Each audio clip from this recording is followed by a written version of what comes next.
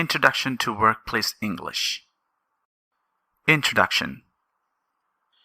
Did you know that being proficient in English is one of the biggest factors in being successful in the workplace? If you still need to figure out why English is important in the corporate world, this course has the answer you need.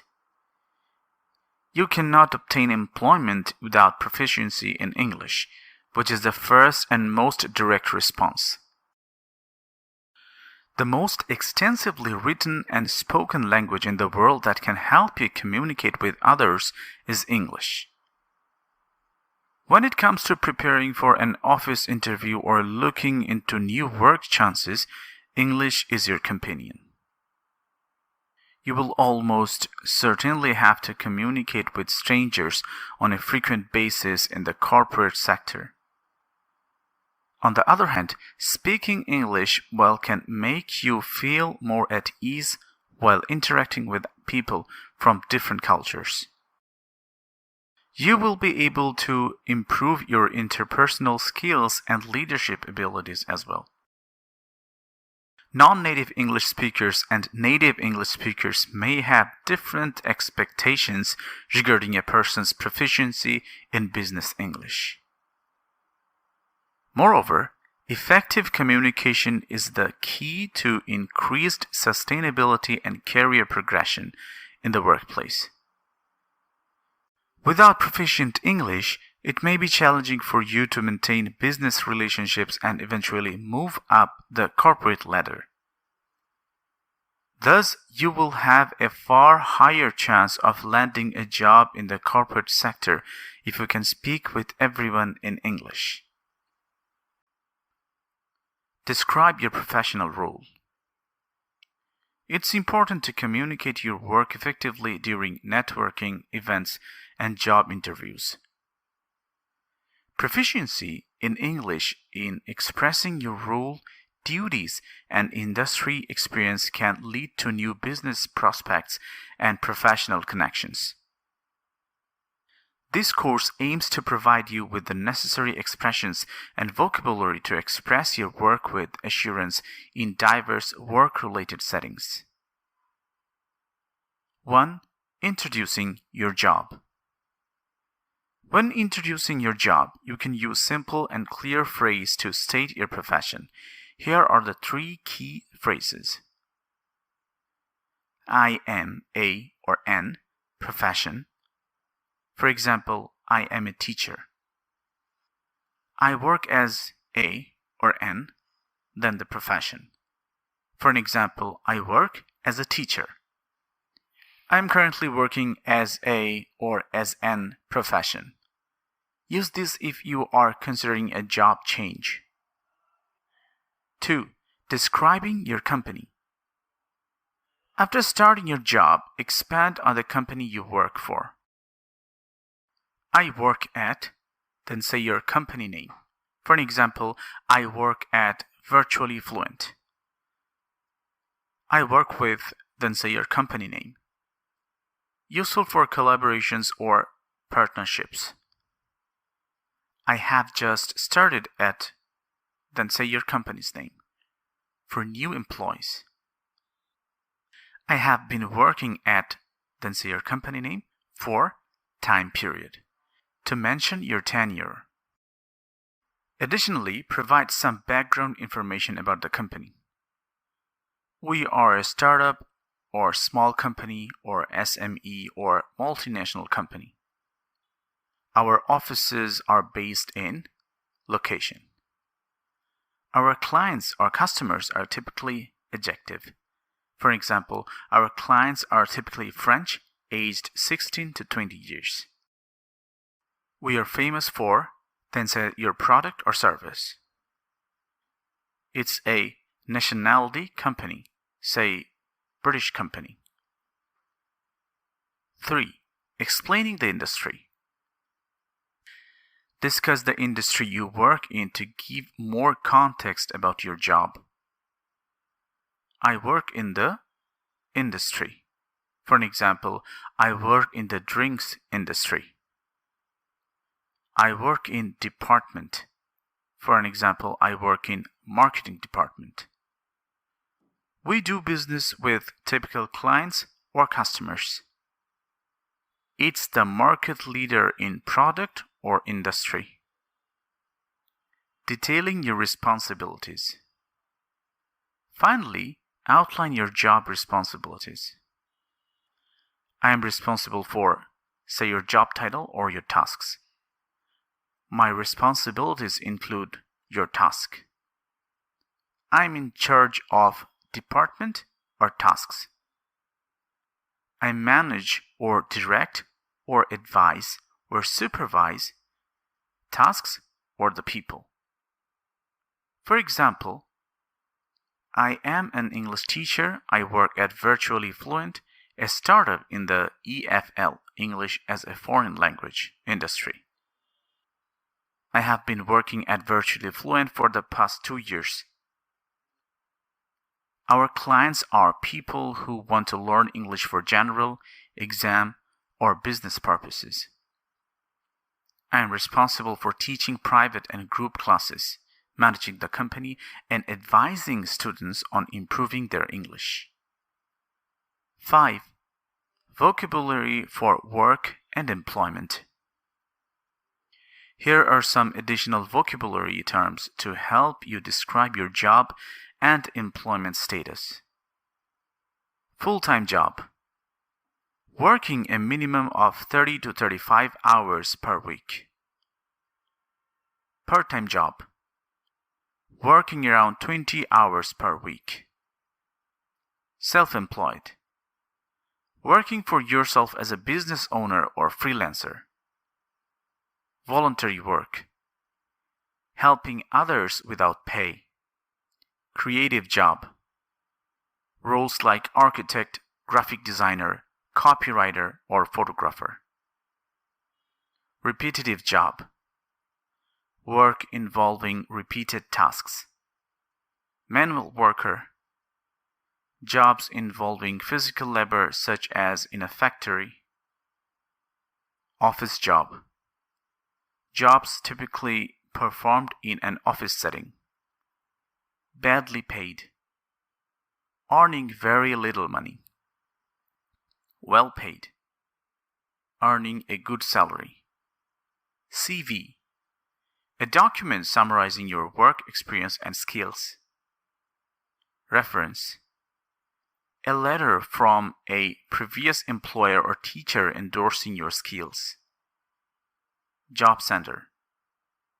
A place providing job advice and information. Career fair. An event where you can meet potential employers. Networking. Building professional relationships by exchanging information and ideas. Job interview. A formal meeting to discuss your qualifications for a job. You can describe your job using the phrases and vocabulary from this module. For example, I am a content creator. I work at a small online education platform. Our office is based in London and we provide courses for students globally. I manage the creation of course content, coordinate with instructors, and oversee student engagement. Our company is known for its high-quality educational materials. Practice listening task. The goal of this work is to improve your active listening abilities, which are essential for comprehending and remembering spoken English in professional contexts. People are more comfortable sharing information with you when you listen intently. Conversely, individuals will be more interested in regularly talking with you if you show that you can truly listen to what they have to say.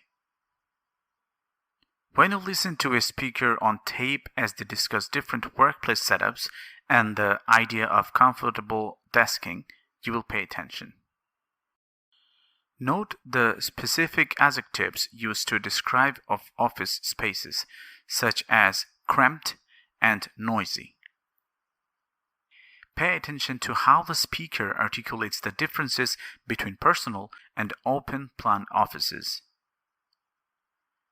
Reflect on the tone and pace of the speaker, which can help in understanding emphasis and context in spoken English. Practical application and assignments. Office vocabulary application. You can utilize the new vocabulary to describe various office environments and work setups. Write a short paragraph about your current or an imagined office setting using terms like open plan, cubicle form, cramped, hot desk, and personal office. Descriptive writing task. You must choose 3 different office types discussed in the lesson. For an example, open plan, cubicle form, or personal office, and describe each in detail. You should consider the atmosphere, noise levels, personal space, and aesthetics which affect your productivity and mood. Dress code discussion. You must write about the dress code at your current or previous workplace. Was it formal, casual, or smart casual? You can discuss how the dress code influenced the workplace culture and your own work attire choices. Room and facilities exploration. Create a detailed description of 3 common rooms or facilities within an office environment. For an example, meeting room, IT room, copy room. Include specific details like the size, equipment, and typical usage of each room. Security measures reflections. Reflect on the security measures in place at your workplace. Whether they are comforting or feel invasive, you need to consider how they affect your regular work schedule. Put terms like CCTV cameras, surveillance, and tight security to use. These practice assignments encourage you to apply the vocabulary and concepts learning to real-world scenarios, enhancing both your language skills and professional outstanding. Expressing and discussing workplace preferences. When you go to your workplace, if you have some personal preferences, you must discuss them with your head of department. Discussing personal preferences in the workplace helps tailor a more enjoyable and productive work environment. Here are some aspects to consider. Space and layout. If you prefer an open plan for the collaborative atmosphere or a personal office for focused work, you must discuss the pros and cons of each based on your personal experience. Desking preference. If you have experienced both traditional assigned seating and hot desking, you should find out which one is more effective for you. On the other hand, you must consider aspects such as convenience, personalization of space, and interaction with colleagues. Meeting spaces. Do you find smaller meeting rooms sufficient for your works, or do you often require larger rented spaces? Explain your preference and its impact on your work, such as ease of collaboration or privacy issues. Equipment reliability. How important is reliable office equipment, like printers and copiers, to your productivity? Share an instance where equipment issues significantly impacted your workday. Environmental practices. Reflect on the shift towards digital records and paperless environments. How do these practices affect your workflow and efficiency? Discuss the transition and any challenges you have faced. Workplace vocabulary. In the modern workplace, particularly within an office setting, the articulation and use of formal vocabulary not only enhance professional communication, but also promotes a clear, respectful, and efficient exchange of information. The discussion delves into the importance of formal vocabulary in the workplace, focusing on various aspects of office life and the implications of language choice on professional interactions. Formal vocabulary serves as a foundational element in the maintaining professionalism within an office environment. It helps in establishing a respectful atmosphere and is particularly crucial in written communications, office meetings, and presentations. Using precise terms not only aids in avoiding misunderstandings but also reflects the competence and seriousness of the employees towards their roles. Vocabulary for office equipment and setup. Office layouts and furniture. Understanding the correctly using terms related to office setup such as cubicle, open concept workplace, and personal office are essential. Each term conveys different structural and hierarchical nuances. For example, a cubicle often refers to a semi-private working space for non-managerial staff, while a personal office is typically reserved for those in higher position, indicating a form of privilege and privacy. Office furniture. Distinguishing between common office items like office chair and normal chair involves recognizing features specific to the workplace, such as adjustability, ergonomics, and mobility, which are implied in the term office chair. These details matter when discussing office setup requirements or health and safety standards. Communicating office practices and tools. Standard office tools. Formal vocabulary extends to everyday office items which, though mundane, require correct identification, such as stapler, hole punch, and photocopier. Each term not only identifies a tool but also its usage within the office, underscoring the need for precision in communication to ensure efficient task execution. Technology in the office. With the integration of technology in office environments, terms like fax machine, printer, computer monitor, and laptop describe crucial equipment. Employees must differentiate between these items and their specific functions to facilitate effective communication and troubleshooting within the office. Formal interactions and procedures. Professional interactions. Engaging in formal dialogues about office protocols or during meetings requires appropriate vocabulary. Terms like agenda, meeting minutes, and conference call are pivotal. Each carries weight and conveys the formal setting of these interactions, guiding participants on the expected communication style. Document handling and mailing. Describing procedures for document handling involves terms like file folders, envelope, and mailing. Using these terms accurately in context, such as sending official correspondence or organizing a file, ensures clarity and adherence to proper office protocols. English tips for writing CV. First, you have to write a CV or resume. When applying for a job, you must have a professional CV that uses formal language to summarize your life's work's achievements. As a non-native English speaker writing a CV, David always struggled to find the correct balance between words and expressions.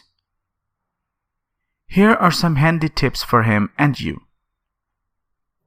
Avoid all user pronouns. Write in I, not in he or she. Start sentences with action verbs. An action verb describes the action that the subject of this sentence performs. For example, when you created or wrote something, use these words: acted, adapted, combined, composed, conceptualized, condensed, created, customized, designed, developed, devised, directed, displayed, entertained, established, fashioned, formulated, founded. And when you manage a project, use these words: enforced, enhanced, established, executed, generated. Avoid unnecessary adjectives. The idea is to strip your achievements down to the minimum words necessary to communicate them. Don't just go on and on and on describing how great you are. Keep it short and simple. After some time of going back and forth, David managed to prepare his CV. It looks neat, he wondered. English tips for writing a CV. A CV must have a cover letter attached to it. A cover letter introduces you to an employer and asks them to think about your application. An excellent cover letter should be tailored to a particular position or organization and should include examples from your experience that show your qualifications for the post. When addressing someone in a letter that begins, "Dear Hiring Manager," you must use caution. Your cover letter needs to be carefully written and edited. You have the opportunity to showcase the English communication abilities required for most professions in your professional cover letter. David followed the following points to prepare his cover letter. Tailor the letter to the specific position and company. Mention the company's name and reference the job. Maintain a formal tone and avoid slang or overly casual language. Focus on skills that are pertinent to the job you are applying for. Mention specific skills that align with the job description. Be genuine and specific in your writing, avoiding overused phrases. Show that you have researched the company and explain why you were interested in working here. Mention aspects of the company that you admire or find exciting. Ensure the cover letter has a clear introduction, body, and conclusion. Each paragraph should have a specific purpose and flow logically. Use a standard business letter format with your content information at the top, followed by the date and the recipient's contact information. Use a professional closing phrase followed by your full name. Example: sincerely or best regards. As David was skimming through his cover letter, he jolted. He missed an E in the word sincerely. Remember, carefully proofread the letter to avoid any spelling or grammatical errors. A well-written cover letter showcases your attention to detail and communication skills. English writing tips for writing cover letters. An excellent cover letter should be tailored to a particular position or organization and should include examples from your experience that show your qualifications for the post. When addressing someone in a letter that begins, "Dear Hiring Manager," you must use caution. Your cover letter needs to be carefully written and edited. You have the opportunity to showcase the English communication abilities required for most professions in your professional cover letter. Key points for writing a cover letter. Tailor the letter to the specific position and company. Mention the company's name and reference the job title. Maintain a formal tone and avoid slang or overly casual language. Focus on skills that are pertinent to the job you are applying for. Mention specific skills that align with the job description. Be genuine and specific in your writing, avoiding overused phrases. Show that you have researched the company and explained why you were interested in working there. Mention aspects of the company that you admire or find exciting.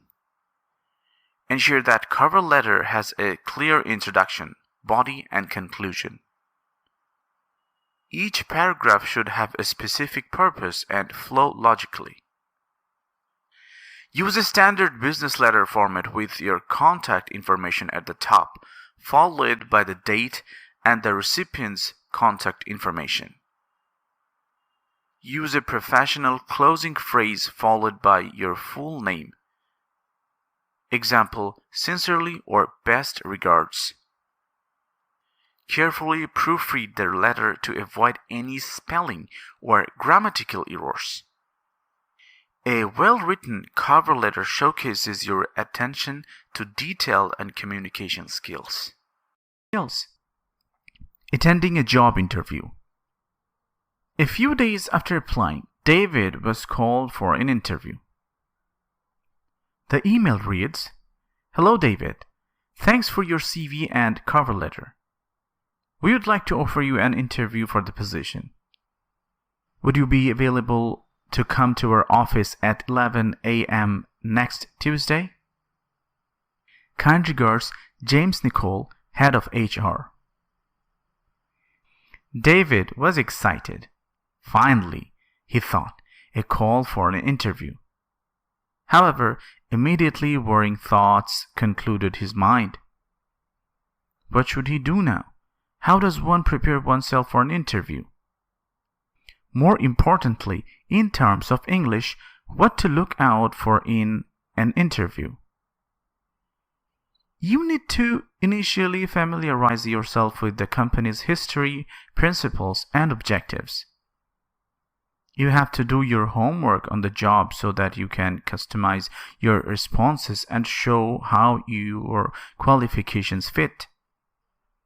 You must research their websites, social media accounts, and recent news to give the answers confidently. David found the company's website and dug deep on what they are about. When you attend a job interview, English conversation skills are important for candidates to express themselves clearly and build a connection with interviewers. Candidates with great conversational skills are better able to actively listen and respond appropriately. Greetings and introducing yourself.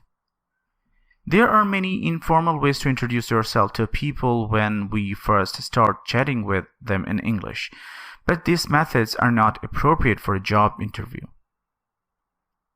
Greetings can be exchanged formally in a few different ways. Here are a few examples that we can observe. Hello, good morning, or how are you doing this morning, are suitable greetings to begin with instead of asking a simple, how are you? However, when the interviewer says something like, good morning, thank you for coming, or how are you? So, I'm great must be your response. On the other hand, I'm excited to be here and thank you for having me at an interview for a company I admire. Or, I'm feeling a little anxious. I'm here for an interview to get my ideal job. Always keep in mind that the best technique to handle an interviewer is not by memorization of your answers. As David walks in on the interview room, a man in his 50s greeted him. Good morning. David replied, Good morning. Thanks for the opportunity. No, thanks for coming. Please have a seat. My colleague Mist will join shortly and then we will begin the interview. Tell me a little bit about yourself. You will be asked a question about yourself by the interviewer. You have to be careful when answering and not give away every single detail. It is not proper for you to begin by saying, I was born in Canada, I have 2 sisters, and I like to go online and watch Netflix. The interviewer wants to learn more about your background and how you applied for the position. For example, when David was asked about himself, he replied, I have been assisting the head fashion designer for a fashion house for the past 2 years as a junior designer. At the fashion house, I also served customers and clients during rush hours. I have always been interested in the design sector and customer service, so I choose to pursue the professional path. My diploma in fashion design was awarded to me by the school where I studied. Describe your skills and weaknesses. The interviewer questions you about your strengths and weaknesses during the interview. The favorable attributes must be relevant to their needs and desires for their business. First of all, there are several approaches for the interviewers to inquire about your strongest points or positive qualities. They might inquire about your skills by asking you things like, why are you suited for this company? Suited refers to something that is appropriate, matched, or good fit, or fit for. What skills or knowledge do you have in common? How will you benefit this company? When David was asked, he answered like this. I consider myself to be on time. I always get there early and finish my work on schedule. There were many deadlines at my prior employment, so I made sure to stay organized and complete all of my assignments on time. He also added, I also see myself as a team player. I enjoy working in teams because I think it's a lot easier to get things done when everyone gets together and communicates effectively. You can also add the followings if you want. I have ambition. I always push myself to work hard because I have goals for myself. With my training, education, and professional experience, I have so far met my goals and now I am looking for ways to develop and better myself. I always take the initiative when working. When I perceive something has to be done, I take action without waiting for instructions. I believe that you need this qualification in order to succeed in life. It's important to have this quality when you have a prominent role in your organization. Although it can get incredibly stressful, one of my best qualities is my ability to remain composed and not let pressure get to me. This helps me stay focused and accomplish all of my goals. Some employers won't ask you about your strengths up front. With various wording, they might pose the same question like this. Why do you think we should hire you? Why do you believe you are the most qualified candidate for the position? How are you able to help us? Why are you a suitable fit for our business? It is necessary that you provide thoughtful, well-supported responses with relevant examples. Otherwise, it's just going to be like you have memorized what you were saying. Remember, everyone has flaws, but it is important how you attempt to address them. They also want to know how self-aware you are.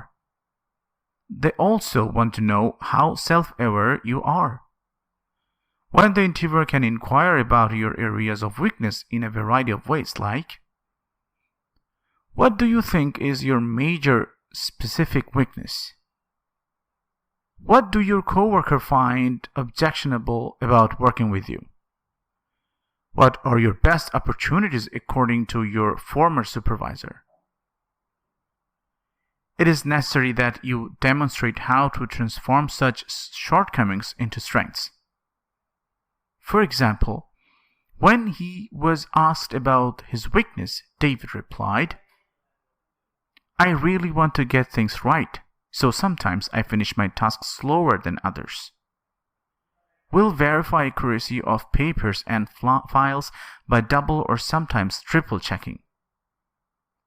However, another excellent response might assist in overcoming this negativity flaw. For example, I have set up a time management system that helps me to prioritize my tasks and make a list of everything I need to do. Therefore, you must get better and take advantage of opportunities to use the word more effectively so that these weaknesses don't happen and create problems all the time.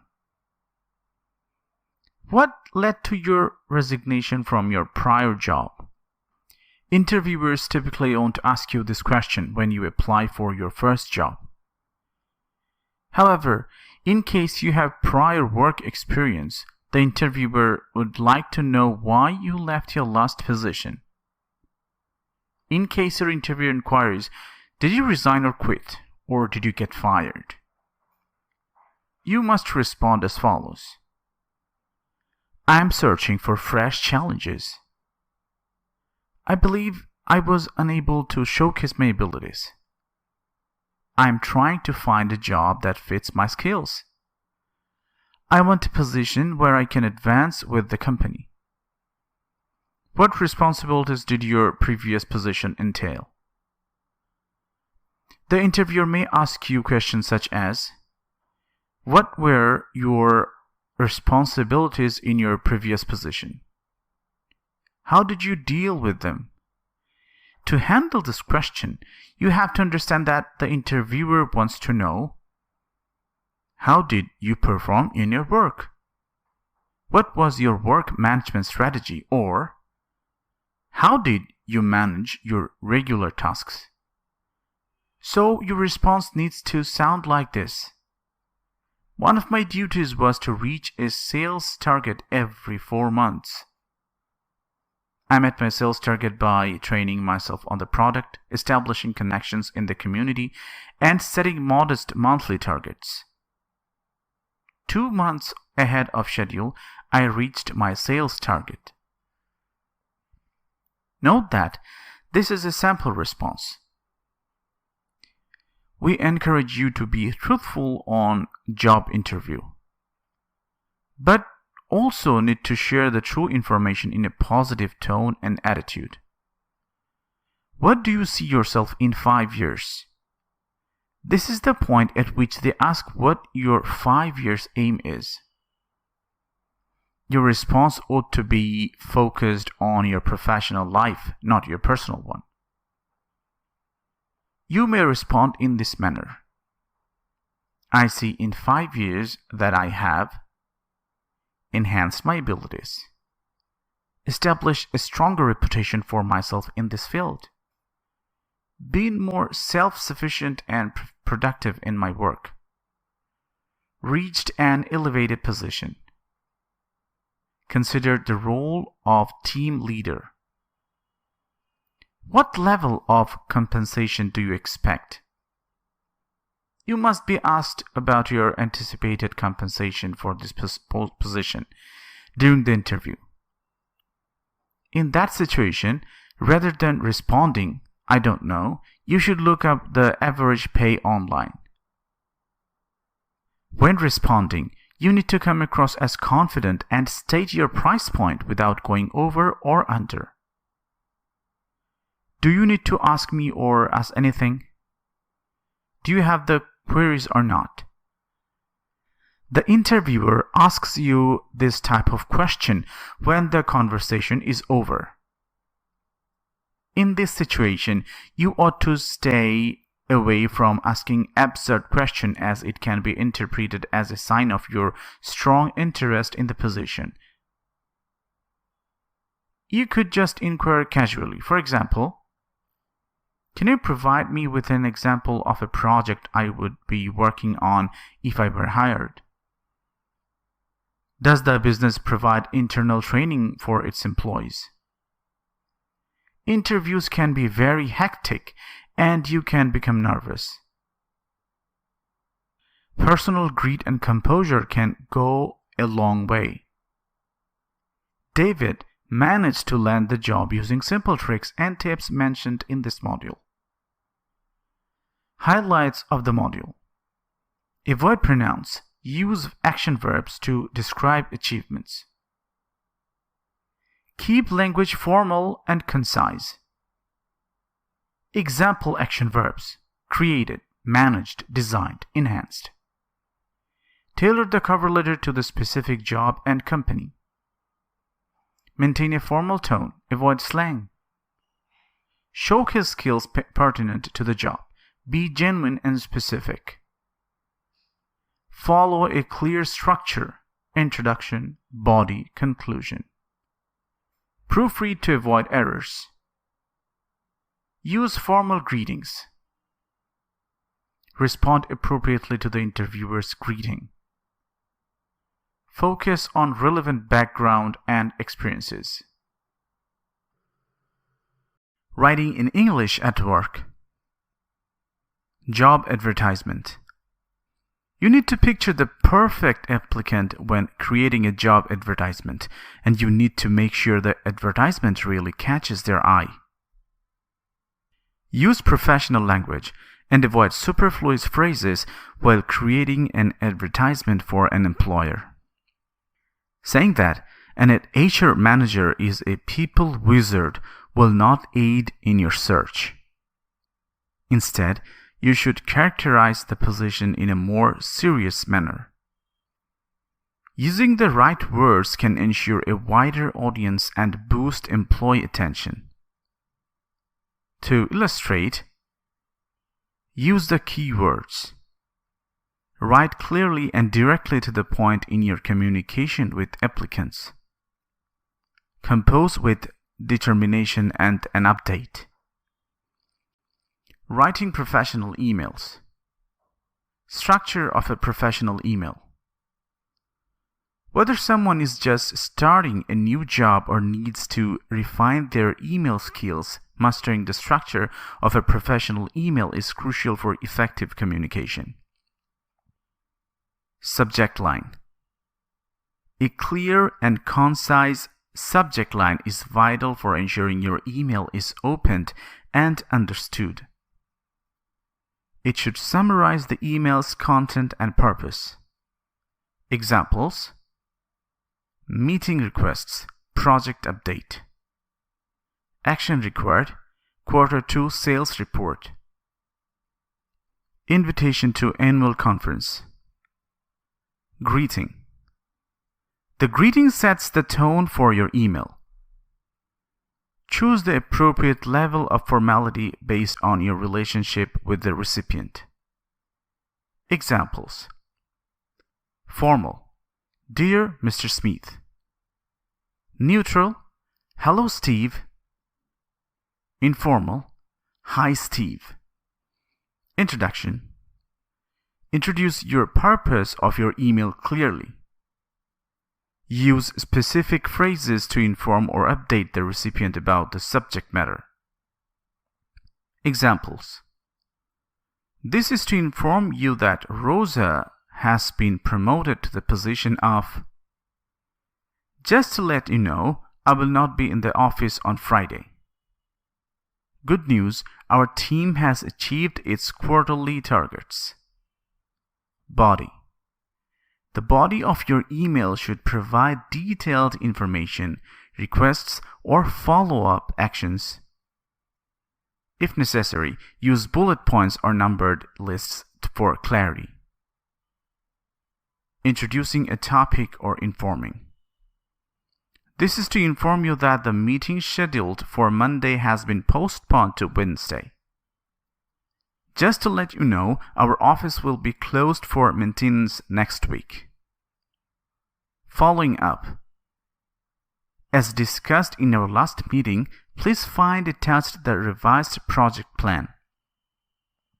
To follow up on your previous email, I would like to confirm the details of our upcoming conference. Requesting information. Could you let me know if you will be available for a meeting next Tuesday? I'd like to know how the new software implementation is progressing. Expressing gratitude. Thank the recipient for their time, assistance, or response. This demonstrates professionalism and courtesy. Examples. Thank you for your prompt response. Thanks for the heads up regarding the new project. I appreciate your help with the budget report. Closing. Close your email with a polite and professional sign-off. Choose a closing that matches the tone and formality of your email. Examples. Formal, sincerely, or best regards. Neutral, regards or thank you. Informal, thanks or all the best. Signature. Include your full name, job title, and contact information. If relevant, you can also include your company's name and address. Example. Best regards, John Doe, Marketing Manager, XYZ Corporation. Email, johndoe@xyz.com. Phone 123-456-7890. Example email. Subject, follow up on Project Alpha. Greetings. Dear Mr. Johnson. Introduction. I hope this email finds you well. This is to inform you that the initial review of Project Alpha has been completed. Body. As discussed in your meeting last week, the project team has made significant progress. Here are the key updates. The project plan has been revised to include additional deliverables. 2. The budget has been adjusted to reflect the new scope of work. 3. We have identified potential risks and have developed mitigation strategies. Could you confirm your availability for a follow-up meeting next Tuesday to discuss their updates in detail? Expressing gratitude. Thank you for your continuous support and guidance. Closing. Best regards. Signature. John Doe, Project Manager, XYZ Corporation, johndoe@xyz.com. Then give your phone number. Tone and style for formal writing. Defining professional tone. A professional tone is courteous, respectful, and formal without being overly stiff. It strikes a balance between being approachable and maintaining a level of formality suitable for the workplace. This tone helps build and maintain professional relationships, ensuring communication is clear and taken seriously. Characteristics of professional email style. Clear and direct subject line. This should succinctly convey the purpose of your email, allowing the recipient to prioritize and understand the content at a glance. Avoid vague or misleading headers. Instead, be specific about the email's intent. Appropriate greeting and address. Use a formal salutation such as "Dear," then at the name, or "Hello," then the name, based on your relationship with the recipient. If uncertain about the recipient's preferences or the formality level required, err on the side of formality. Concise the focused content. Each email should cover only one main topic to avoid confusion and keep the message digestible. Ensure that the content is straightforward and includes all necessary information without being verbose. Professional closing. End with a polite closing that invites action or response as appropriate. For example, kind regards, followed by your full name and professional signature that includes your position, company, and contact information. Enhancing email readability and engagement. Use of action voice. Action voice makes your writing clearer and more engaging. For instance, instead of writing "the report will be submitted by me," use "I will submit the report." Logical structure. Organize the email in a logical order. Start with a brief introduction of the topic, followed by detailed content, and conclude with summary or call to action. Bullet points and paragraphs. Use bullet points for lists and concise paragraphs to break down information, making your email easier to scan and understand. Avoiding common pitfalls. Casual language and slang. Avoid using informal language, slang, or colloquial expressions that can make an email seem unprofessional. Stick to standard business language to maintain seriousness and clarity. Emojis and excessive punctuations. Refrain from using emojis, excessive exclamation marks, or other informal types of punctuation that might undermine the professional quality of your communication. Overcomplication. Use simple vocabulary or convoluted sentence structures sparingly. Aim for clarity and simplicity to ensure your message is easily understood. Practical tips for professional email writing. Proofreading. Always proofread your emails before sending them. Look for typos and grammatical errors, and ensure that the tone is consistently professional. Clarity in directions. If referring to documents, meetings, or specific information, provide clear instructions or include hyperlinks to ensure the recipient can easily follow your directives. Privacy and forwarding caution. Be mindful that emails can be forwarded or shared. Avoid including sensitive or private information unless necessary and secure. Report writing skills. Writing effective work reports requires practice and good communication skills. An efficient report ensures that the message is conveyed clearly and accurately to the intended audience. Here's a step-by-step guide to write a professional report in the workplace. Identify. It is crucial to know who will be reading your report. Tailor the format, content, and tone to your audience.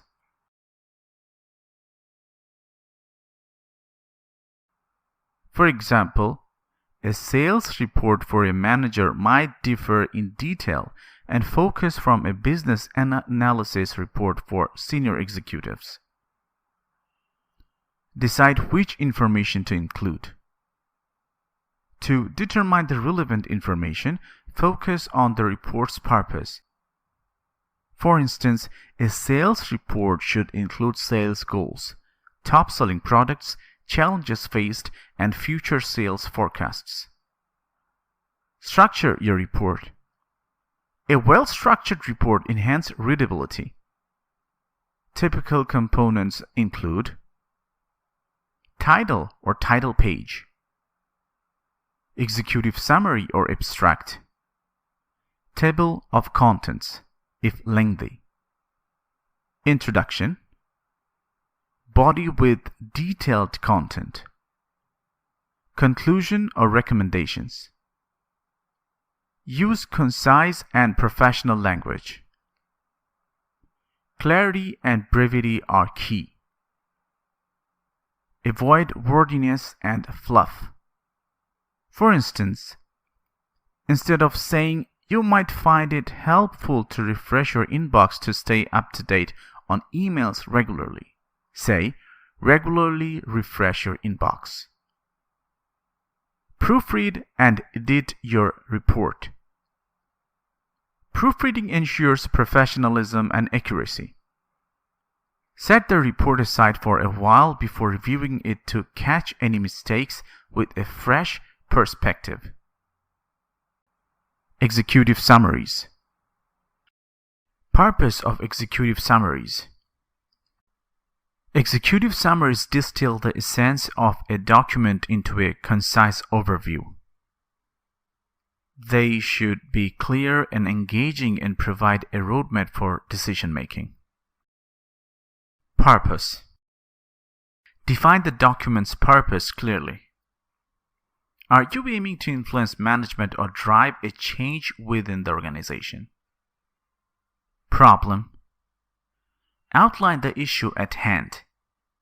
Explains why it's a problem and its implication. Problem analysis. Discuss potential improvements or changes. What did your analysis reveal? Results on analysis. Present your findings and the methods used. Ensure the validity and reliability of your sources. Recommendations. Propose acceptable steps. How can the issue be addressed effectively? Writing the executive summary. The executive summary should be the first section of your report but written last. It provides an overview of the entire document and is often the only section read by decision makers. Use concise language and bullet points for clarity. In example structure, define the problem, need, or goal. Outline the decision that needs to be made. Present the expected outcome and the reasons supporting your proposed solution. Describe the solution and how you arrived at it. End with a call to action. Common mistakes to avoid. An executive summary is not an abstract, an introduction, a preface, a random collection of highlights. Avoid the following mistakes. Being too lengthy or wordy, keep it to 3 to 5 pages. Cutting and pasting information from the main report. Using excessive subtitles and lists. Getting too technical. Using passive or imprecise language. Writing memos and internal communications. What is a memo? A memo is a targeted message designed to address a specific issue within an organization. Unlike typical emails, memos are used for mass communication to inform, persuade, or call to action a larger audience.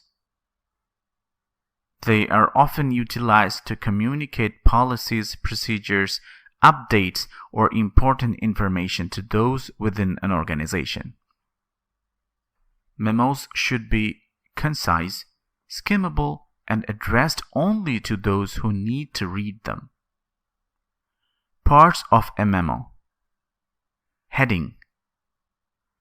The heading segment includes the following. 2.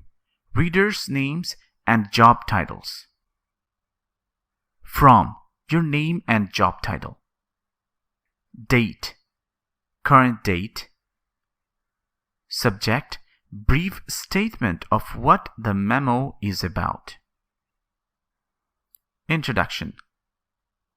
States the purpose of the memo, providing a brief overview of the issue or event and the proposed solution or call to action. Context provides in-depth background information about the issue or event, ensuring the reader understands the overreaching point. Call to action outlines the steps or actions to be taken to address the issue or informs the audience of necessary actions for an event. Discussion. The longest section, where you identify your main arguments or key points supporting your proposed solution or call to action. Summary. For longer memos, a brief summary of the key points covered. This section may also include any referenced resources. Closing statements. A polite and courteous ending to the memo, conveying any benefits of the proposed solution or your sentiment on making their actions easier. Writing professional memos. Use clear and concise language. Keep your information brief and to the point. Use headings, lists, and a well-organized structure to ensure your memo is easy to read and understand. Address the appropriate audience. Ensure your memo is addressed only to those who need to read it. Avoid sending memos to individuals not involved in the issue or event. Maintain a professional tone. Use a formal tone, especially when addressing individuals with more seniority. Be friendly but professional when addressing colleagues or peers. Structure your memo properly. Heading. Ensure all necessary information is included in the heading. Introduction. Clearly state the purpose of the memo. Context. Provide relevant background information. Call to action. Outline the necessary steps or actions. Discussion. Present your main arguments or key points. Summary. Summarize key points if the memo is long. Closing statements. End politely and professionally. Examples of effective closing statements. I will be glad to discuss this recommendation with you during our Wednesday meeting. If you have any questions or need any assistance in this matter, please feel free to contact me. I look forward to staff's cooperation in this endeavor. It will ultimately lead to company growth and potential pay increase in the long term. By increasing our efforts, we will avoid any potential pitfalls during the upcoming holiday season, and I am willing to offer any sort of guidance to those who are unsure how to implement these changes. The importance of internal communications. Good internal communications are an essential component of any successful company in today's digital workplace. Internal communication is more than clear instructions. It includes sharing the company's voice and branding and fostering a culture where all employees are respected and valued the freedom of realize their full potential.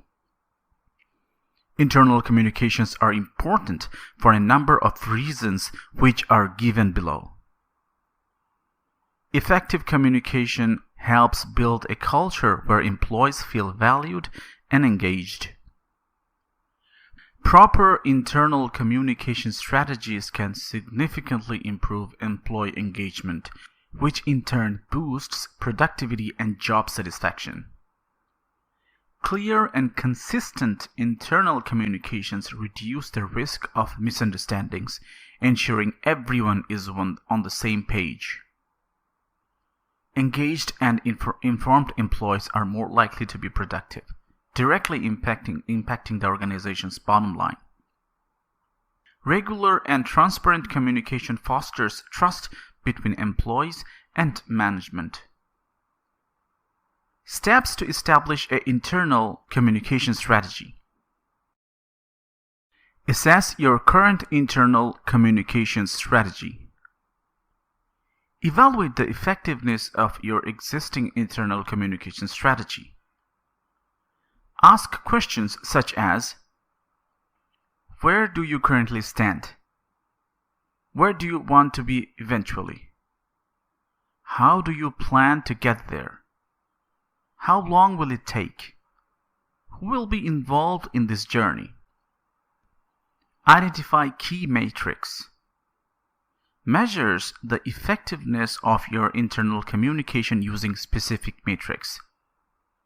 These metrics can include behavioral metrics, number of employees using the internet, storing documents on the internet, and engaging with resources. Attitudinal metrics, employee satisfaction with the internet and internal communication strategy, and the need for new tools or functionalities. Technical metrics. Ensure internet content is up to date, pages load quickly, and employees have self-service options. Set realistic goals and segment your audience. Establish specific, measurable, achievable, relevant, and time-limited SMART goals for your internal communication strategy. Segment your audience to tailor message effectively. Identify the type of content that different departments or teams need and target your communication accordingly. Build an approval process. High-quality internal communication content should go through an approval process to ensure accuracy and relevance. Identify stakeholders from each department to help with content approval and streamline the publishing process. Define the internal communication tools you will use. Choose the right tools to disseminate your internal communications effectively. Use internet features, email, internal newsletters, and social media platforms. Evaluate your progress. Regularly assess the progress of your internal communications strategy using key performance indicators, KPI. Gain insights from these evaluations to continuously improve your communication efforts. Common mistakes in professional writing. Length and wordiness. Keep your writing concise. Avoid unnecessary details and focus on the core message. Long-winded explanations can dilute the impact of your report. Clarity and focus. Ensure your message is clear and focused. Each report should address a single topic comprehensively rather than multiple subjects superficially. Consistency and professionalism. Maintain a consistent tone throughout the report. Professionalism in language and presentation reflects on your credibility and the seriousness of your work. Proofreading and editing. Always proofread your work. Spelling errors, grammatical mistakes, and typos can undermine your report's professionalism. Taking the time to edit ensures clarity and precision. Technical jargon. Only use technical jargon if your audience is familiar with it. If technical terms are necessary, provide clear explanations to ensure understanding. Proposals and presentations. Principles of persuasion. Persuasive language relies on 6 principles outlined by Robert Cialdini. Scarcity. People desire what is rare. Highlighting limited availability can prompt quick decisions. For instance, stating only 3 seats left for the workshop leverages scarcity to drive immediate action. Authority. Referencing experts enhances credibility. For example, according to Dr. Smith, a leading expert in economics, this approach can boost growth.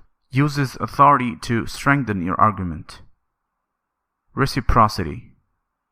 Helping others builds trust and loyalty. Offering free valuable content can encourage reciprocation, such as download our free ebook on digital marketing strategies. Commitment and consistency. People value reliability. Demonstrating consistent behavior can build trust. For example, our company has delivered one-time projects for over a decade. Liking. People prefer to say yes to those they like.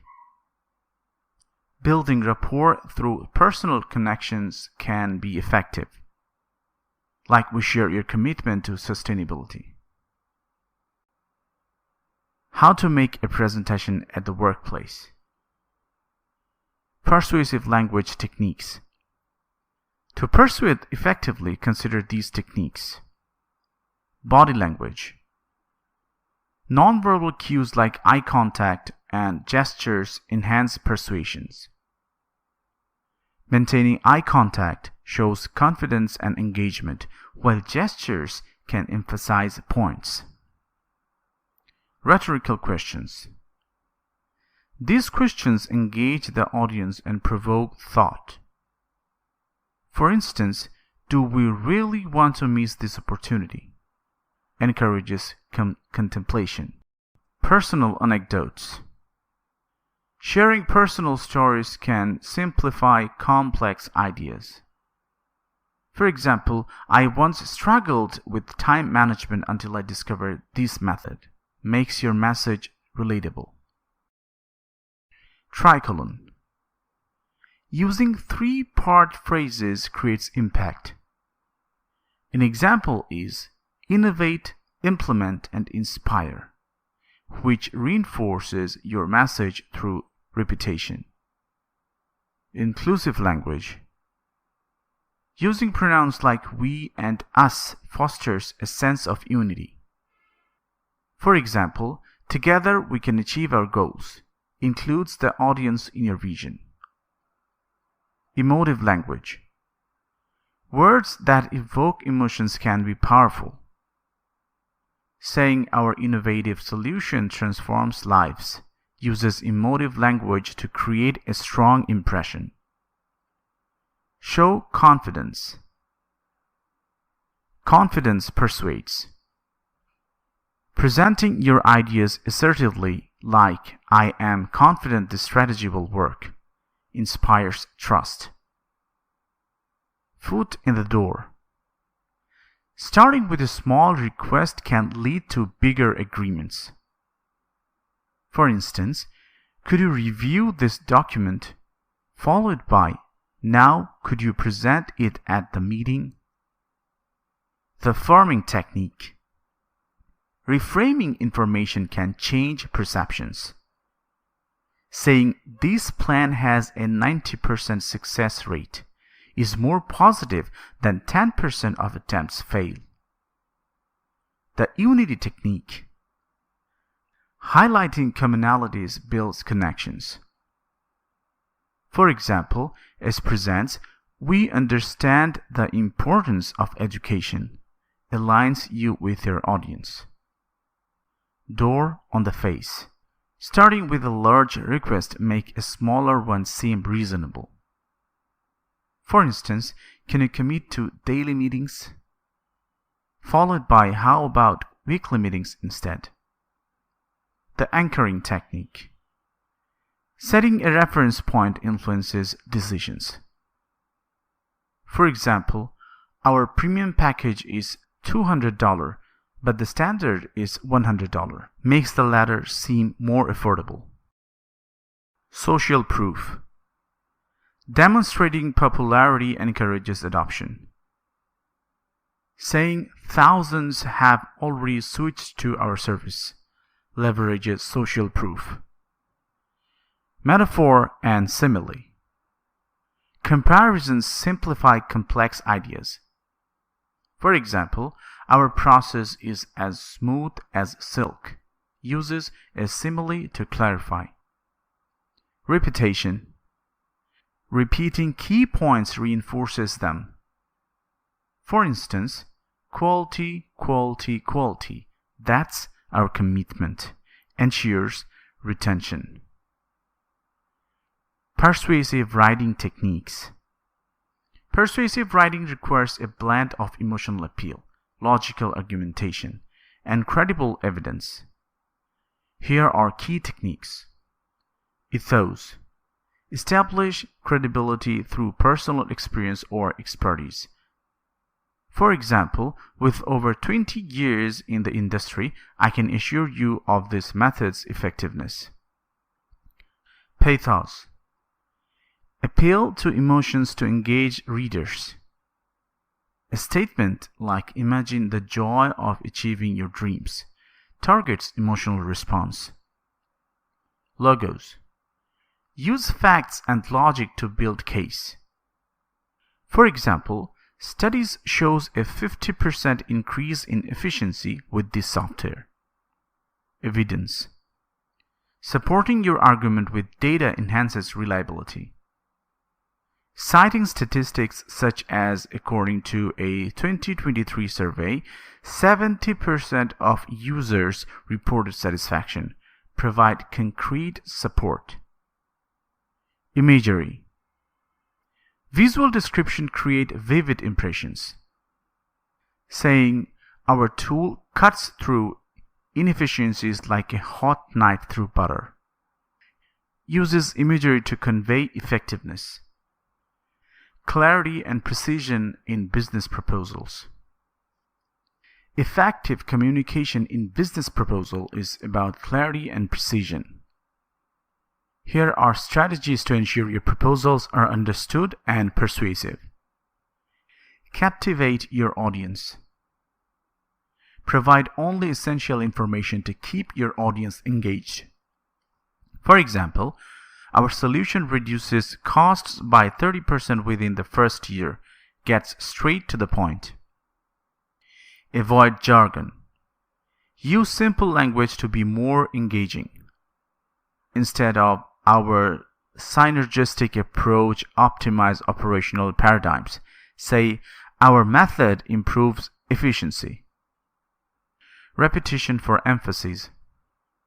Repeating key points ensures they are remembered. For instance, "Our priority is customer satisfaction." Remember, customer satisfaction drives our success. Classify your concepts. Guide your listener by organizing ideas. For example, firstly, our strategy, secondly, our implementation, and thirdly, our results.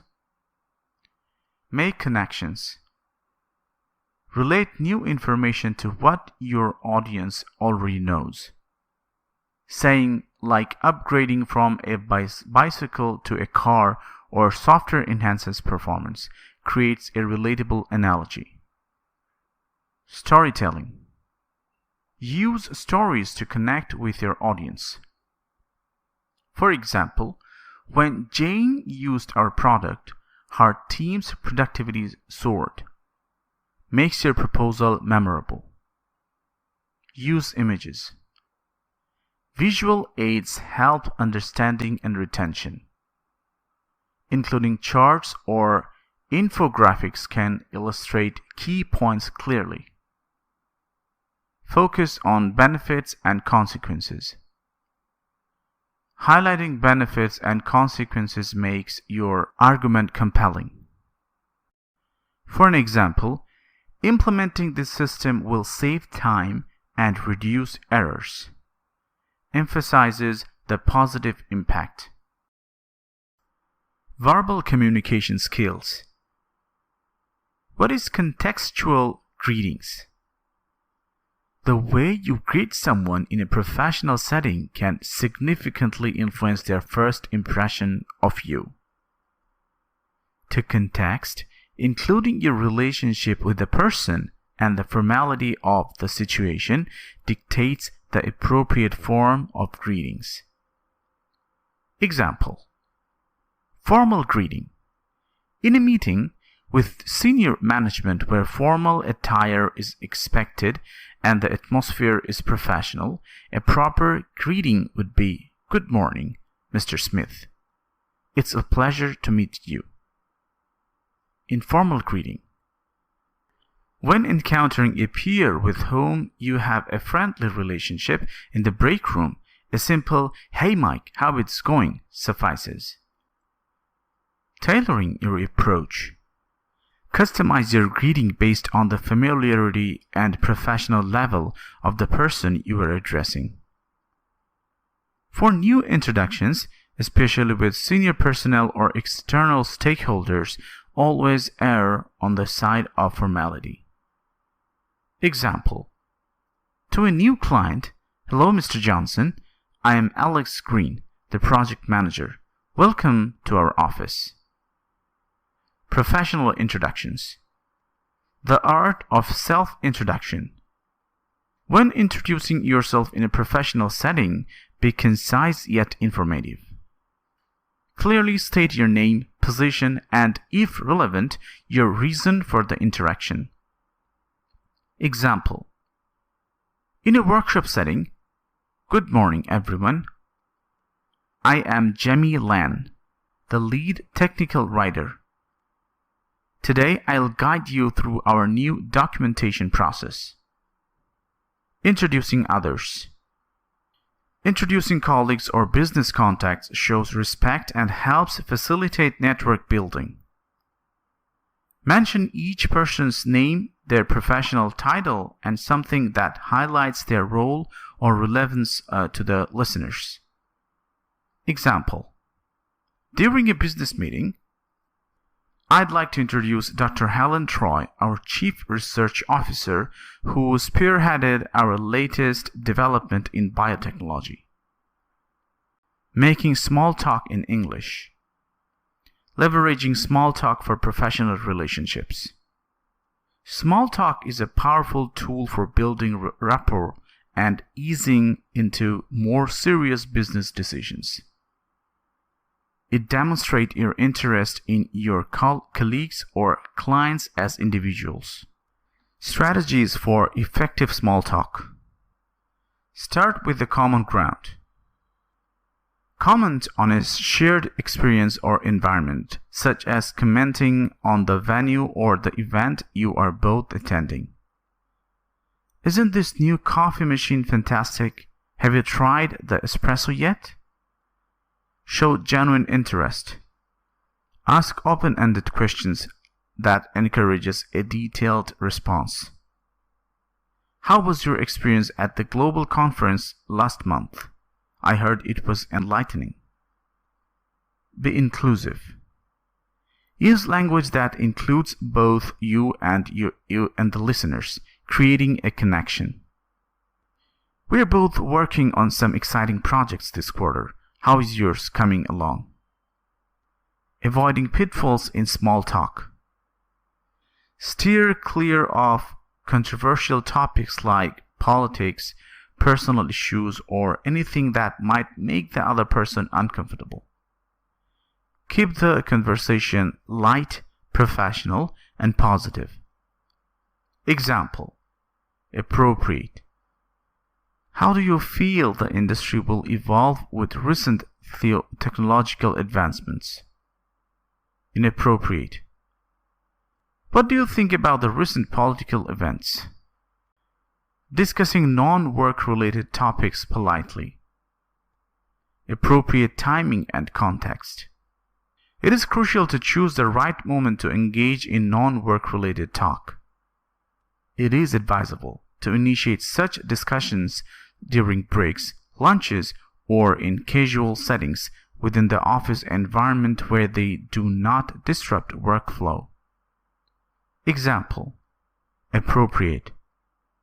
Hi Susan, I noticed you were reading The Alchemist. It's one of my favorites. What do you think of it so far? During a coffee break. Inappropriate. Initiating a conversation about a recent movie in the middle of a team meeting. Using polite expressions to begin conversations. Starting a conversation with a polite inquiry or a shared interest fosters a friendly atmosphere. Employ open-ended questions that encourage more than a yes-no response. Example: I heard you mention that you enjoy hiking. I'm looking for new trails to explore. Do you have any recommendations? Maintaining professionalism in casual conversations. 1. Topics to choose. Opt for neutral topics that are inclusive and unlikely to cause discomfort or controversy. Subjects such as hobbies, books, movies, or food are safe choices. Example: Are there any cuisine you enjoy cooking or have been wanting to try? 2. Topics to avoid. Steer clear of personal questions, politics, religion, and other sensitive subjects that might lead to conflict or discomfort.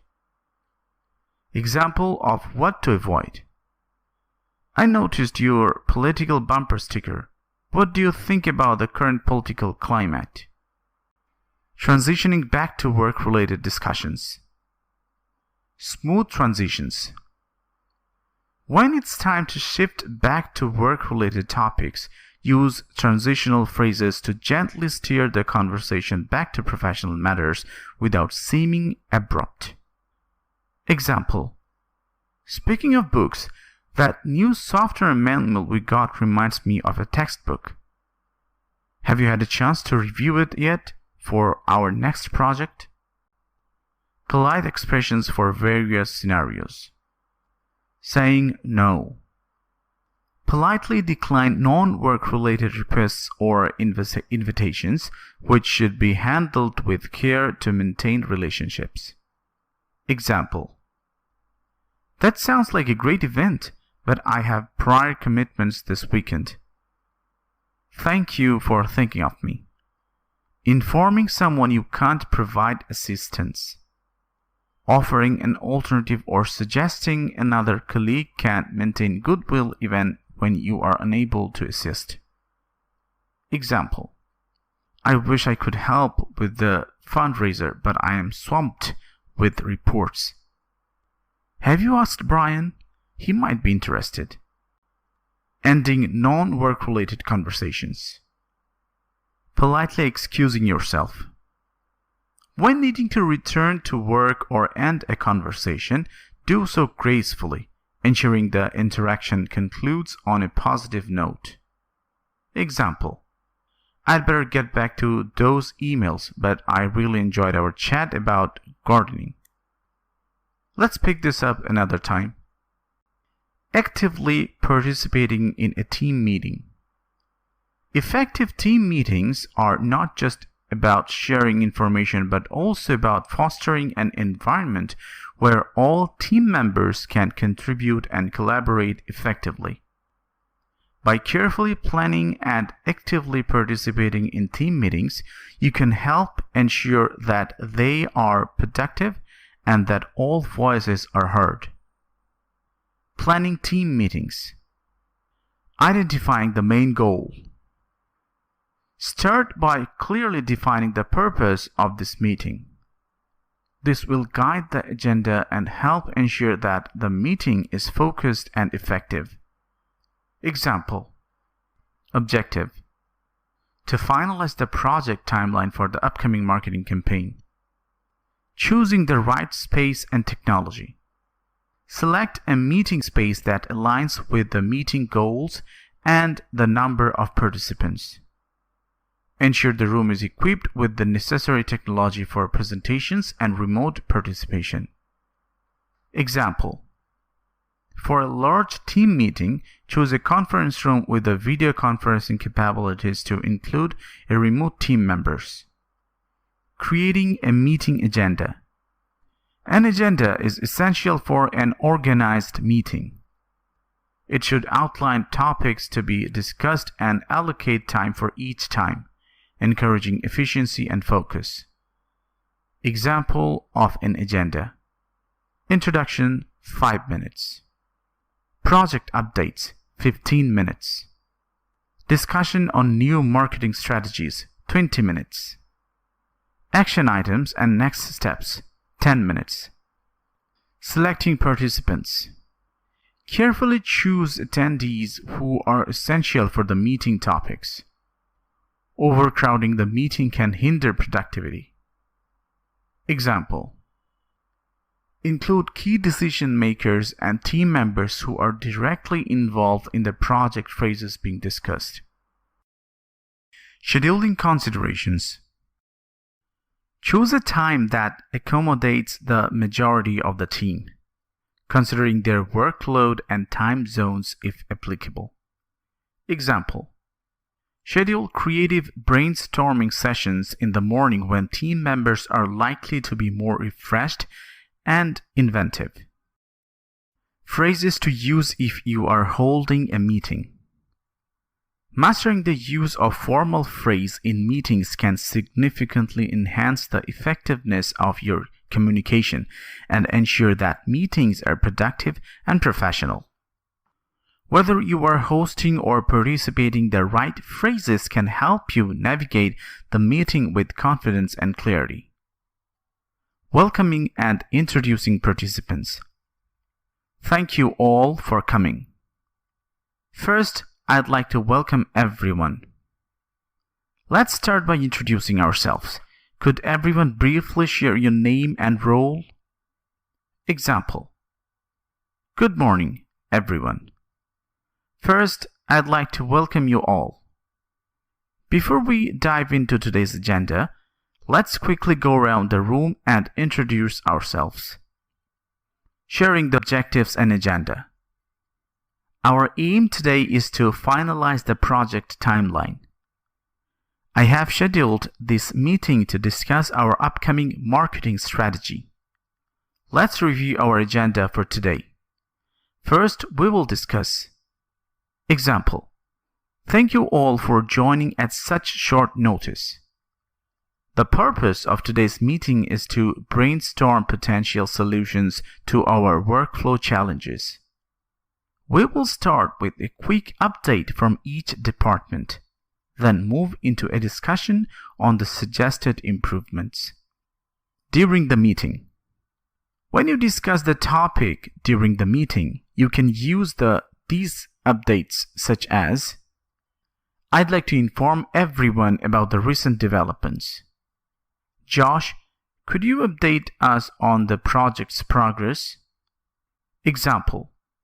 Moving on to updates, I'd like to give the floor to Josh, who will share the latest progress on our tech overhaul. When you want to move to another topic during a meeting, you can use these kind of phrases. If nobody has anything else to add, let's move on to. Now that we have covered this issue, we can transition to discussing our next agenda item. Example. I think that covers all aspects of the budget review. Let's shift our focus to the upcoming audit preparations. You can keep the discussion on track such as, can we return to the main topic, please? Let's focus our discussion on remaining on schedule. Example. I appreciate the insights on that matter, but let's redirect our attention to the main agenda, which is finalizing our quarterly targets. Closing the meeting. When you want to summarize and confirm your next steps, you can use these kind of phrases. Before we conclude, let's summarize today's key points and outline the next steps. To wrap up, we agreed on. Example. To conclude, We have decided to increase our marketing budget by 20% and assign team leads to draft detailed plans by next week. I'll summarize this in an email follow-up.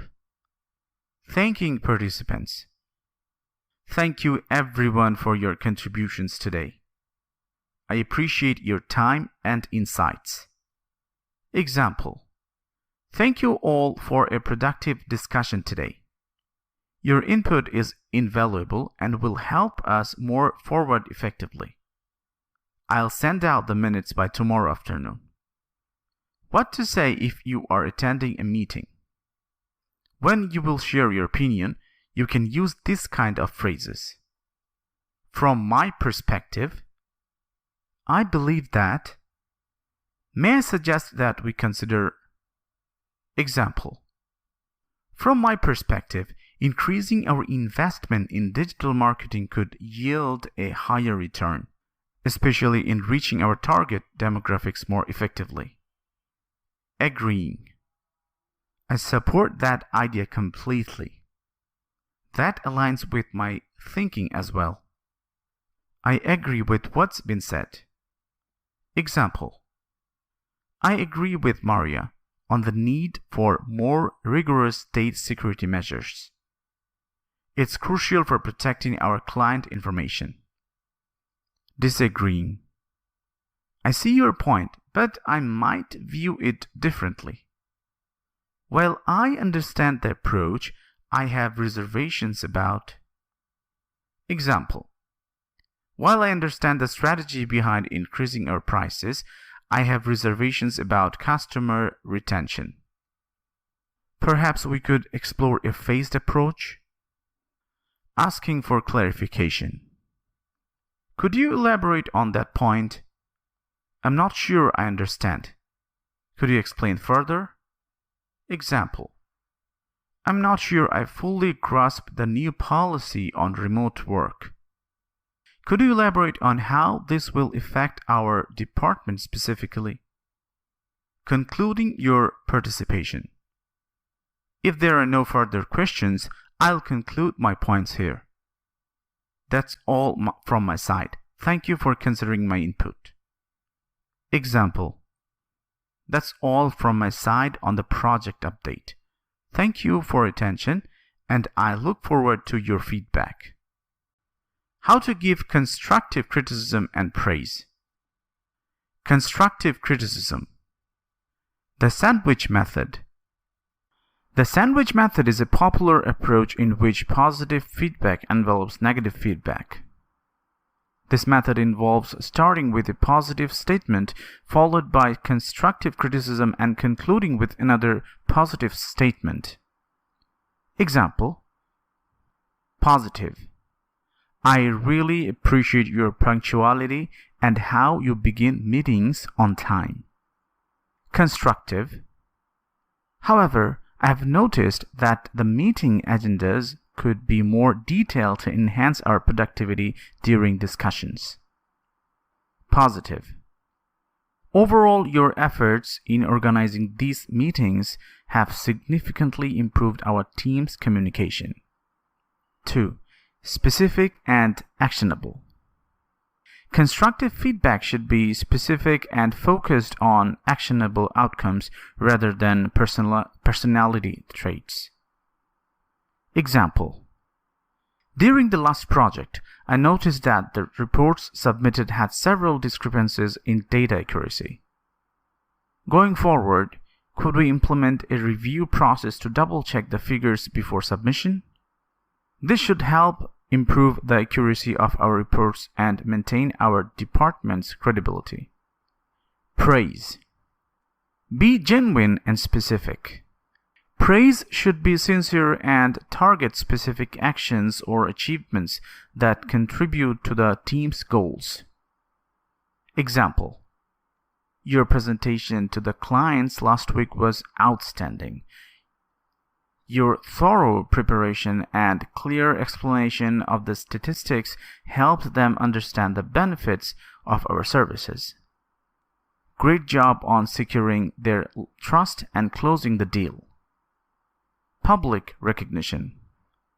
Offering praise in a public setting can greatly enhance an employee's motivation and encourage others in the team.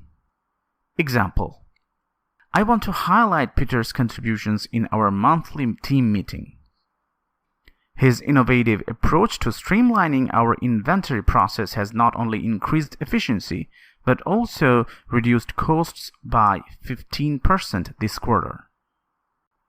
Handling criticism positively. Listen actively. When receiving criticism, it's important to listen actively without interrupting. This shows respect for the speaker and helps you fully understand the feedback.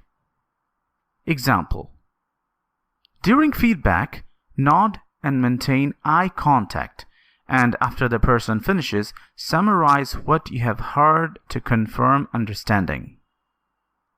So you were suggesting that I need to focus more on prioritizing high-impact tasks to enhance my productivity, correct? Respond constructively. Instead of reacting defensively, acknowledge the feedback and discuss ways to improve.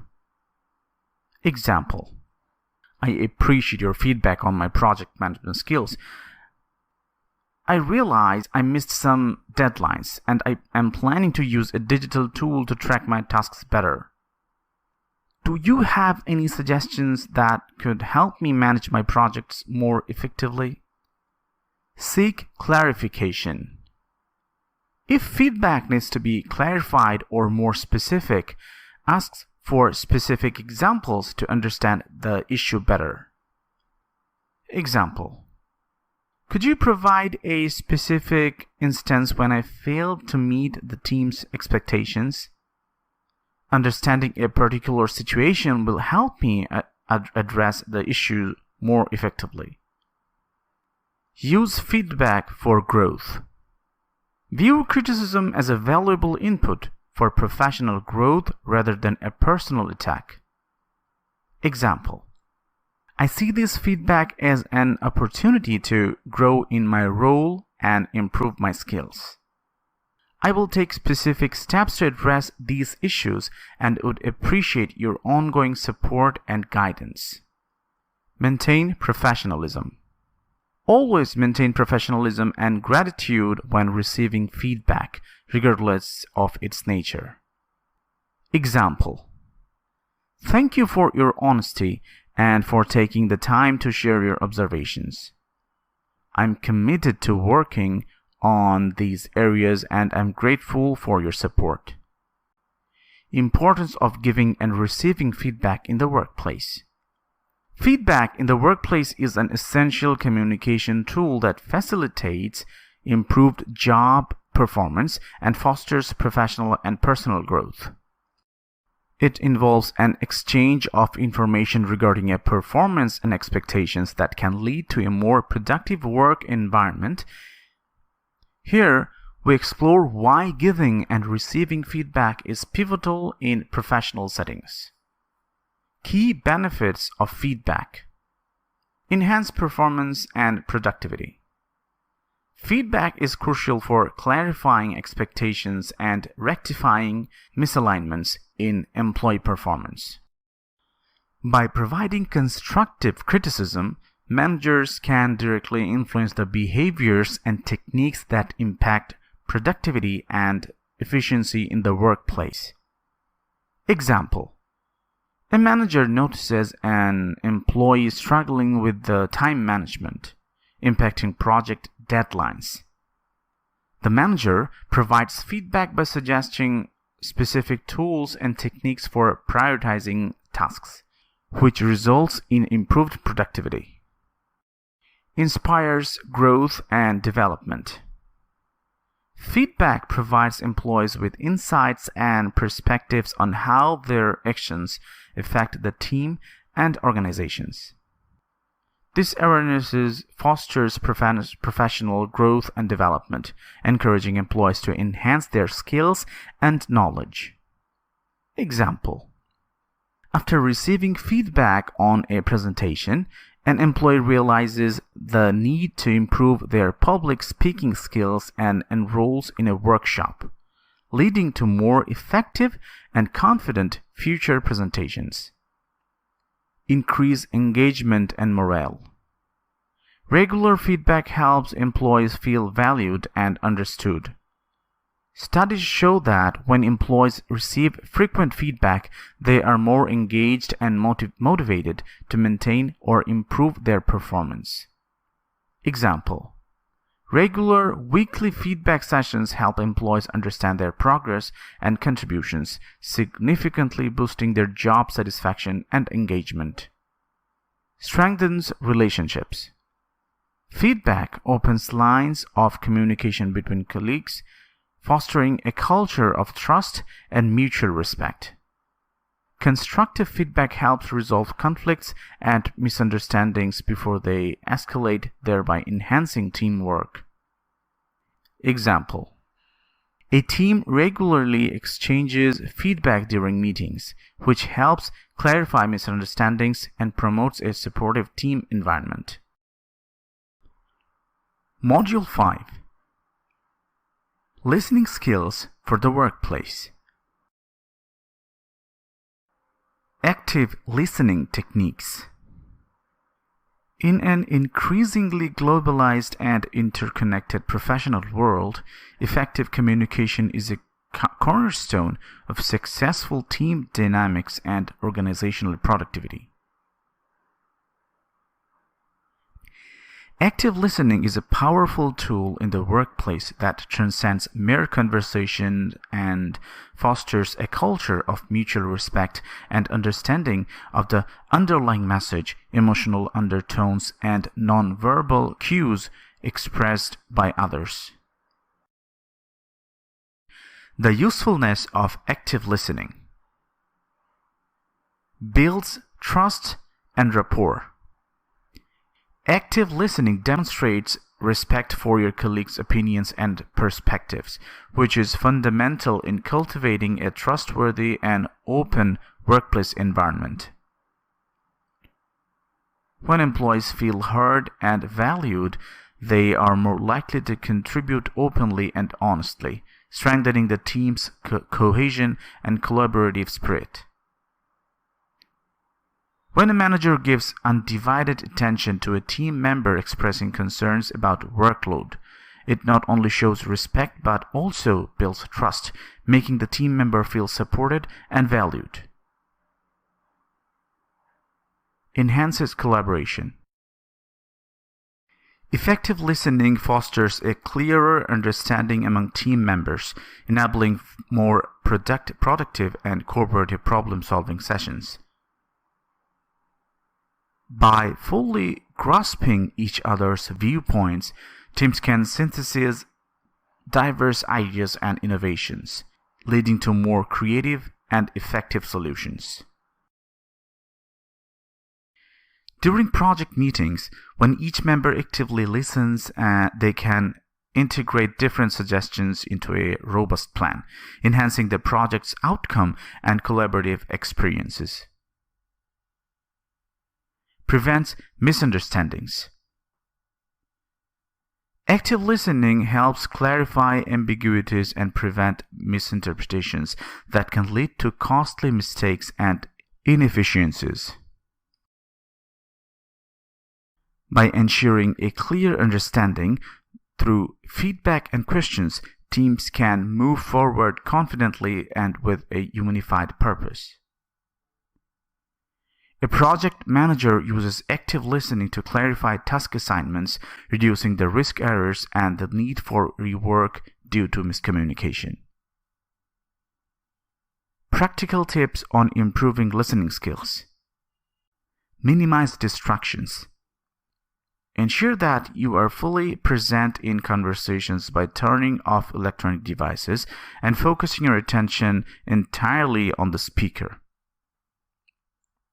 This shows respect and allows for better absorption of the information being shared.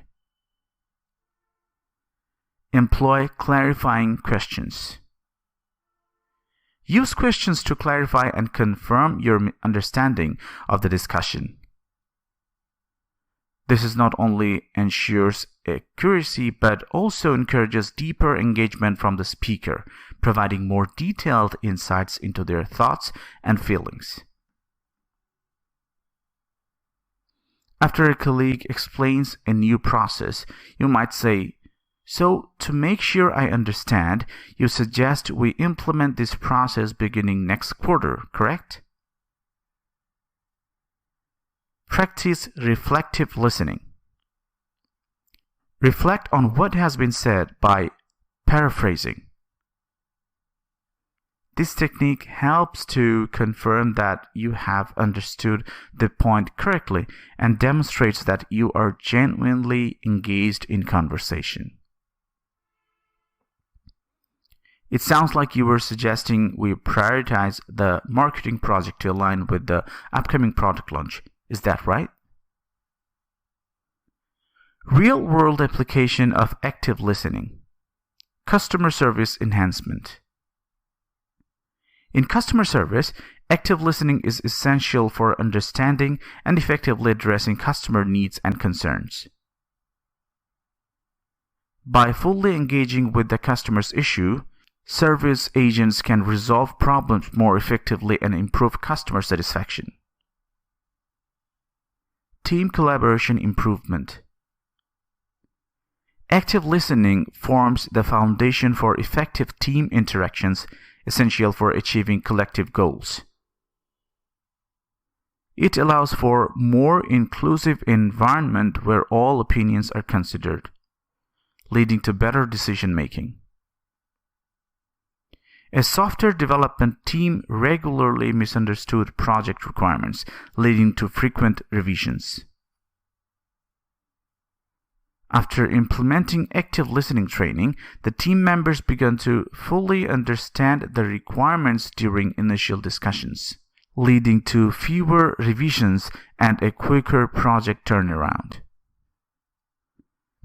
Asking questions for clarification. In the workplace, how you frame your questions can significantly impact the clarity and effectiveness of your communications. Here's detailed instructions on how to ask professional questions in English, including tips for asking questions for clarification. The importance of questioning. Asking questions professionally in English serves several purposes. Enhance understandings. It helps clarify details and ensures that all parties have a mutual understanding of the project or task at hand. Fosters engagement. It encourages participation and engagement from team members, which can lead to more collaborative and innovative outcomes. Builds relationships. It shows interest in others' opinions and expertise, which can strengthen professional relationships. Techniques for asking questions professionally. Be clear and concise. Use simple language to ensure your questions are understood. Avoid jargon unless it is commonly understood in your specific professional context. Be specific. Vague questions can lead to vague answers. Be as specific as possible to get the information you need. For example, instead of asking, "Can you tell me about the project?" ask, "Can you provide the specific timelines for the next phases of the project?"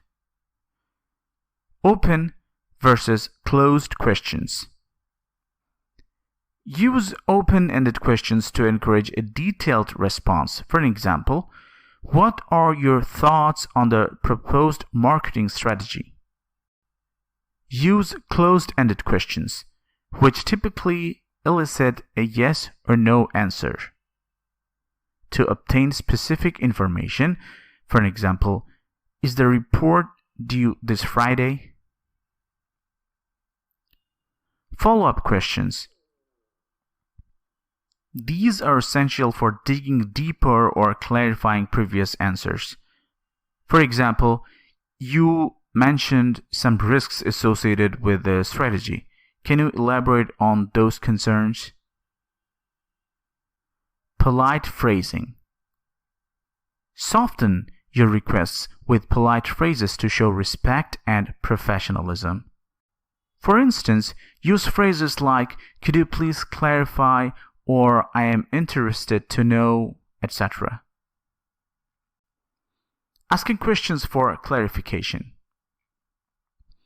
In professional settings, it's crucial to fully understand the information shared by colleagues, supervisors, or clients. Here's how to effectively ask the clarification. Admit the need for clarification. It's okay to admit if you did not fully grasp a point. You might say, "And to make sure I understand correctly." Use specific phrases. Utilize phrases that directly ask for the information you need without sounding confrontational. For example, "Could you please clarify the timeline for this project? I want to ensure I understand the deadline." Or, "Can you provide more details about the responsibilities this role entails?" Summarize and confirm. Repeat what you have understood in your own words and confirm if it's correct. For example, you could say, "So what I'm hearing is that our priority is X and Y. Am I correct?" When you are in a team meeting discussing an upcoming project, you can use the phrases effectively. Initiating the discussion. "I'm interested in knowing more about our approach to the new project. Could someone walk us through the initial plan?" Seeking specific information. What are the key considerations for our project timeline? And could you elaborate on how we plan to address potential setbacks? Clarification. You mentioned a phased approach. Can you provide more information about what each phase entails? How to improve listening comprehension in English at the workplace. Improving listening comprehension in English at the workplace is essential for effective communication, especially in a globalized work environment where accents and dialects vary widely. Here are detailed steps and techniques to enhance your listening skills. Preparation is key. First of all, set a goal. Start by setting specific, achievable goals. For instance, you might aim to understand the main points in meetings without needing to ask for repetitions or clarifications. Make a plan. Based on your learning style, create a tailored plan that might include listening to English podcasts, engaging in conversations with colleagues, or using language learning apps. For example, dedicate 30 minutes each day to listening to an English business news podcast. Track your progress. Regularly assess what you have learned and adjust your goals accordingly. This might involve noting down new vocabulary or key phrases after every interaction or listening exercise. Active listening strategies. Focus on active listening. Engage fully by avoiding multitasking. When someone is speaking, focus solely on their words. This means putting away your phone, closing your laptop, and making eye contact. Take concise notes. Instead of trying to write down everything verbatim, jot down the main ideas and keywords. This helps reinforce what you have heard and improves your ability to recall information later. Ask clarifying questions. If you are not sure about what was said, don't hesitate to ask for clarification. This could be as simple as saying, "Could you please elaborate on your last point about sales targets?" Engage in conversations. Regular interaction with fluent or native speakers is one of the most effective ways to boost your listening skills.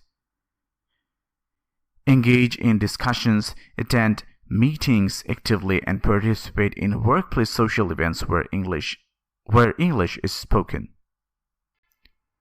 Practicing listening with different English accents in the workplace.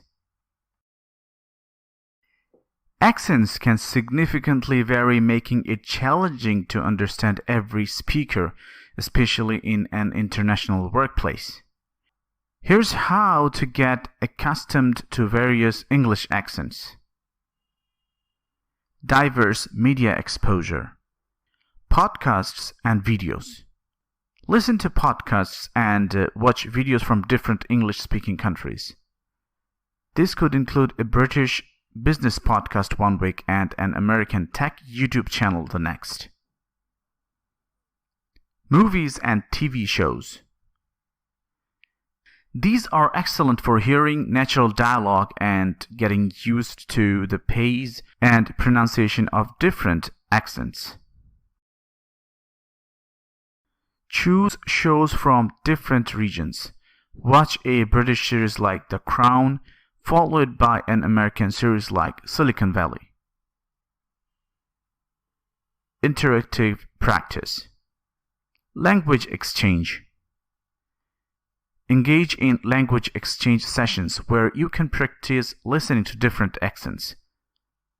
Platforms like Tandem or Meetup are great for finding conversation partners from around the world. Feedback and repetition. When practicing with a partner or mentor, ask for feedback on your comprehension and request repetition for phrases or words you find difficult to understand. Use technology. Utilize apps that allow you to listen to spoken English in various accents. Tools like Elsa Speak or FluentU provide practice exercises tailored to understanding different dialects. Consistency. The key to mastering different accents lies in regular and varied exposure.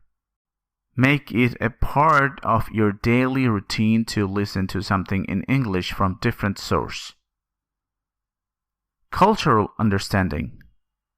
Sometimes understanding the culture behind an accent helps with comprehension. Engage with cultural content like documentaries or news from specific countries to get a deeper understanding of the nuances in their English usage. Leadership communication. Effective leadership communication transcends mere conversations. It involves inspiring and motivating your team, shaping perceptions, and driving actions through clarity and strategic messaging. Here's how leaders can effectively communicate in English at the workplace, tailored for various English accents and proficiency levels. Essential of leadership communication. Understand the role of communication in leadership. Communication for leaders isn't just about giving directives. It involves engaging with various stakeholders to maximize their potential. This requires not just dictating what needs to be done, but also inspiring and motivating team members. Utilize various communication forms. Effective leaders leverage multiple communication forms. Verbal communication. This includes the words you choose, your tone, and how clearly you structure your message to fit the audience. Non-verbal communication. Body language, facial expressions, and gestures play a critical role in conveying your message and emotions. Written communication. Leaders must be able to articulate their thoughts clearly in writing, whether in emails, reports, or official documents.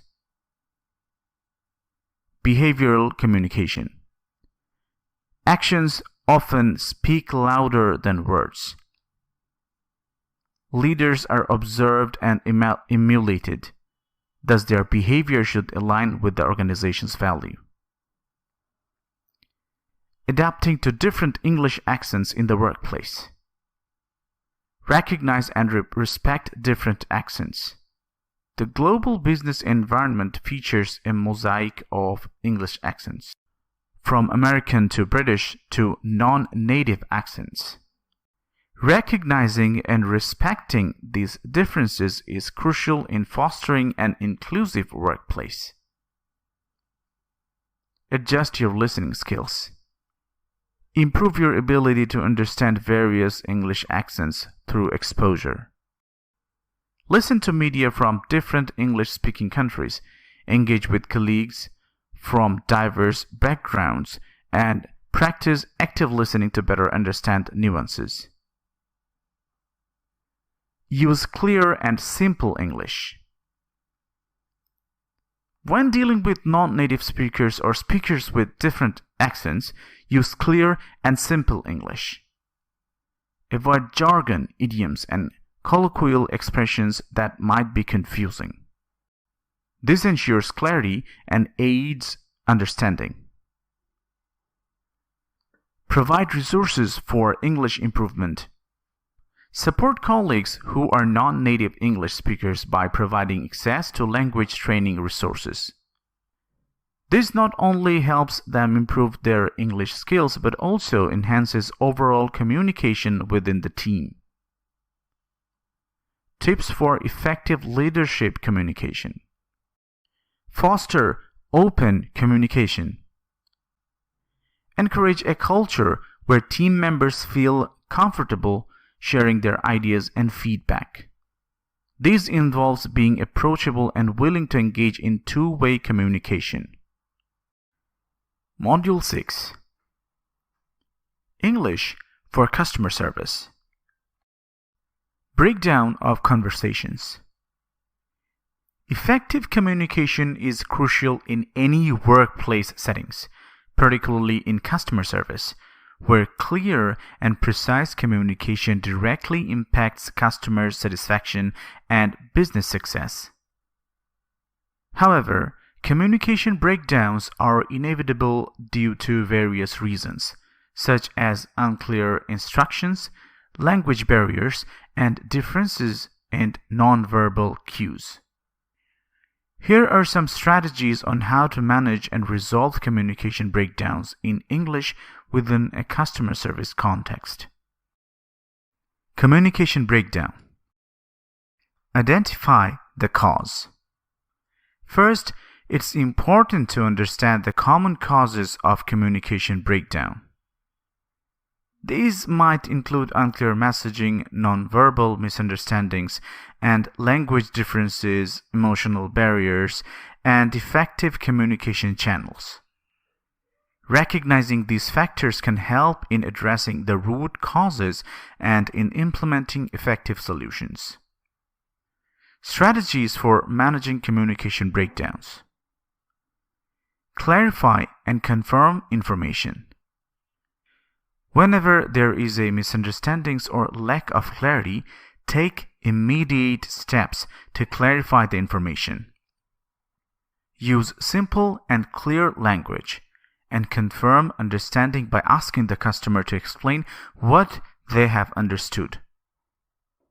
For example, you could say, "Could I verify that I understood your request correctly?" You need active listening.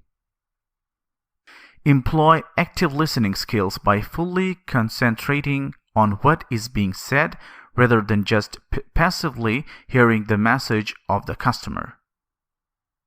Show your attentiveness through verbal affirmations like "I see," "I understand," or non-verbal cues like nodding. This builds trust and allows for clearer understanding. Use of simple English. Particularly in environments with non-native English speakers, use simple and concise language.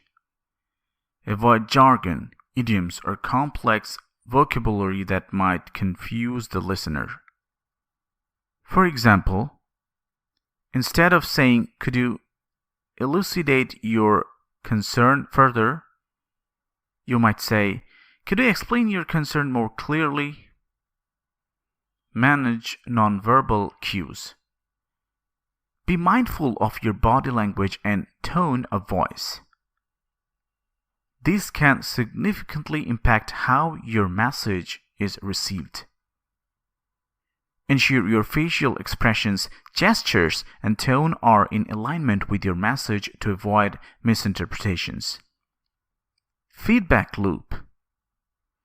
Establish a feedback loop where customers can confirm their understanding or express confusion.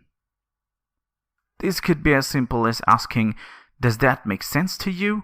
or "Do you need more information on this?" Cultural sensitivity. Be aware of cultural differences, especially in global settings. Different cultures have various communication styles and conventions, which can affect how messages are perceived and understood. Dealing with different English accents. Patience and openness. When interacting with speakers of different English accents, patience is key.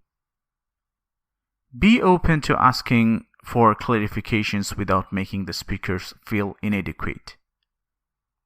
Repeat and rephrase. If you notice confusion, repeat your statements in a different way. Rephrasing can help make the communication clearer. Training and exposure. Encourage training in understanding various English accents. Exposures to different accents through multimedia resources can also help employees become more accustomed to diverse pronunciations. Written support. In case of significant barriers, support verbal communication with written materials, such as emails or chats, which can help mitigate misunderstandings. Implementing communication training. Providing regular training on effective communication techniques can enhance employees' confidence and competence in handling customer interactions smoothly. Training should cover areas like active listening, cultural competency, emotional intelligence, and conflict resolution. Regular review and adoption.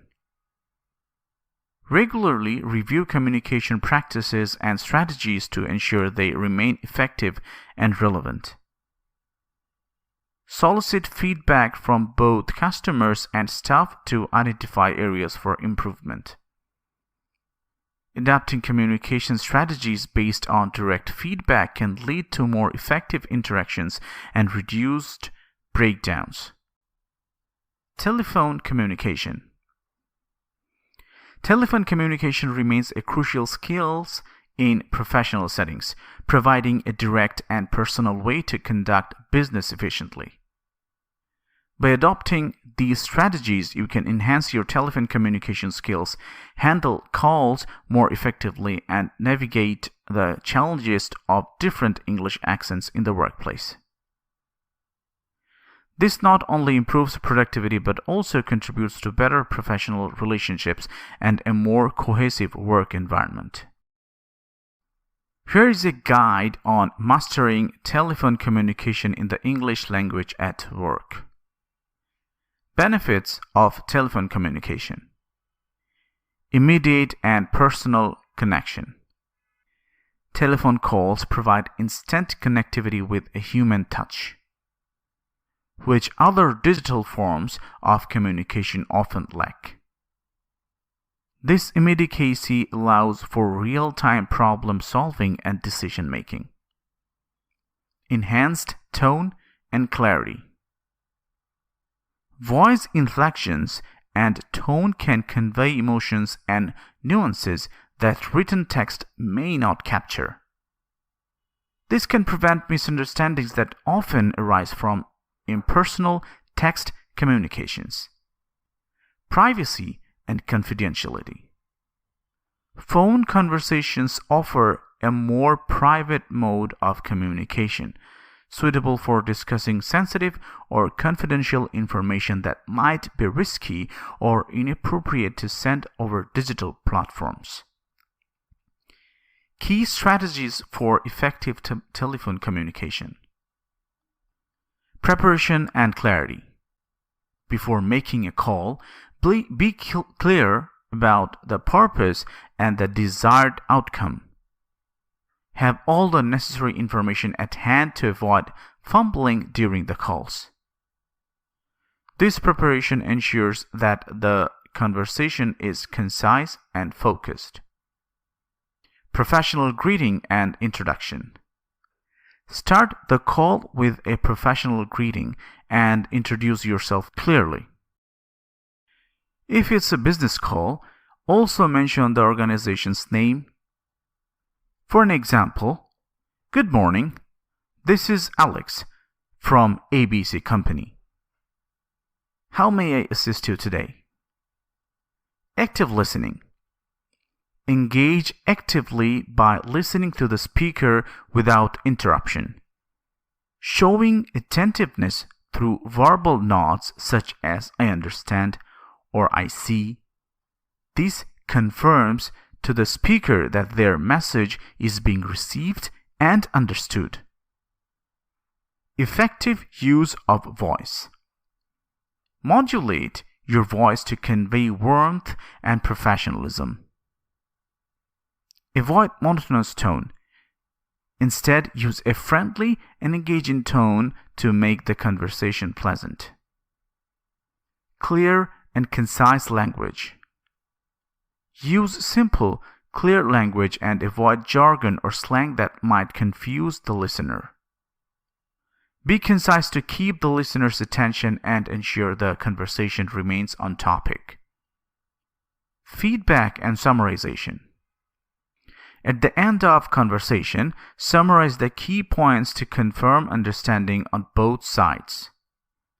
Ask if there's anything more the caller needs help with to ensure all their concerns are addressed. Polite closer. End the call politely with phrases like "Thank you for calling" or "Is there anything I can do for you today?" This leaves the caller with a good impression of the interaction and your professionalism. Handling different English accents. Patience and open-mindedness. Be patient when dealing with various English accents. If you do not understand part of the conversation, politely ask for clarification without sounding frustrated. Slow down and enunciate. Speak slowly and clearly, especially when dealing with non-native speakers or when accents are heavy. This assists in mutual understanding and reduces the need for repeated clarification. Repeat and confirm. Repeat back what you have understand and ask for confirmation to ensure that no details are missed and misunderstood due to accent differences. Best practices for written communication with customers. Information is communicated by written means, such as memos, emails, and letters. Building and sustaining connections with customers in a professional setting requires good textual communication. There are some best practices for written communication with customers which are given below. Use professional language. Always use professional language even in informal communications. Avoid slang, jargon, and overly casual expressions. Example: instead of hey, use hello or hi. Instead of just checking in, use following up or our previous discussion. Be polite and courteous. Politeness goes a long way in building positive relationships with customers. Use courteous language and express gratitude where appropriate. Example: thank you for your patience. We appreciate your business. Proofread and edit. Always proofread and edit your emails before sending them. Check for grammatical errors, spelling mistakes, and clarity. Example: use tools like Grammarly or Hemingway to help with proofreading. Read the email out loud to catch any awkward phrasing or errors. Be timely in response. Respond to customer inquiries promptly. Acknowledge receipt or their email even if you need more time to provide a detailed response. Example: thank you for your email. We are currently reviewing your request and will get back to you within 24 hours. Maintain a positive tone. Even when addressing complaints or issues, maintain a positive and helpful tone. This helps in diffusing any negative emotions and shows your willingness to assist. Example: we apologize for any inconveniences caused and are here to help resolve the issue promptly. 5 key steps for effective email communication. Salutation, opening sentence, body, closing sentence, signature. Salutation. The salutation sets the tone for your email and establishes a connection with the recipient. It's essential to address the recipient correctly and professionally. Common salutation include formal, Dear Mr. Smith, or Dear Dr. Johnson. Informal, Hello John or Hi Sarah. General, Good morning or Good afternoon. Example: formal, Dear Mr. Thompson. Informal, Hi Emily. Opening sentences. The opening sentences should immediately convey the purpose of the email. It sets the context and prepares the reader for the content of the email. Here are some effective opening sentences. I hope this email finds you well. I am writing to inform you about. Thank you for your recent inquiry regarding. Example: I hope you are doing well. I am writing to follow up on our recent conversation about the project proposal. 3. Body. The body of the email contains the most important information. It should be clear, concise, and well-structured. Use short paragraphs and bullet points to enhance readability. Ensure that each paragraph covers a single point or topic. Tips: be clear and concise. Avoid unnecessary jargon or complex sentences. Organize information. Use headings and bullet points for better structure. Provide necessary details. Ensure all relevant information is included. Example: we are pleased to inform you that your order has been processed and will be shipped within the next 2 business days. Below are the details of your order. Product XYZ.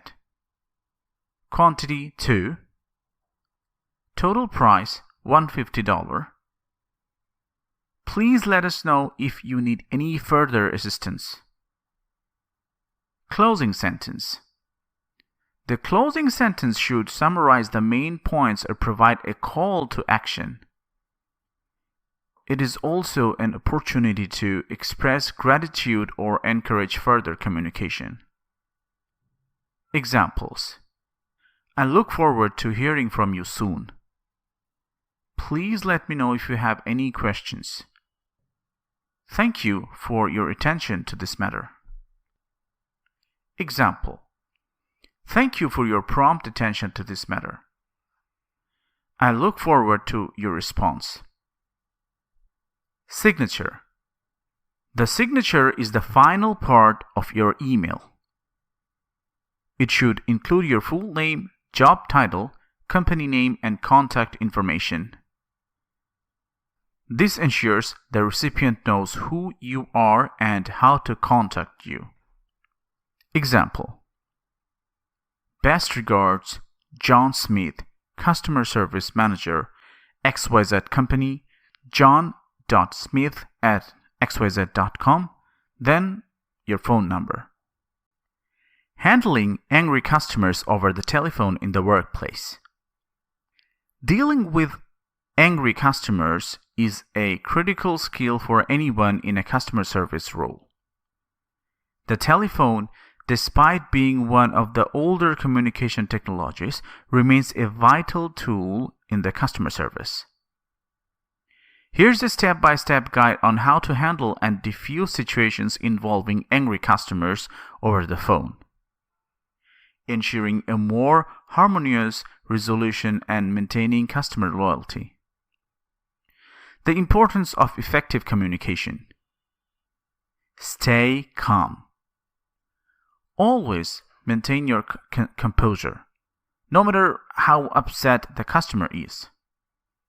Remaining calm helps you think clearly and respond appropriately without escalating the tension. Active listening. Listen attentively to what the customer is saying without interrupting them. This shows respect for their concerns and helps you understand the root of the problem.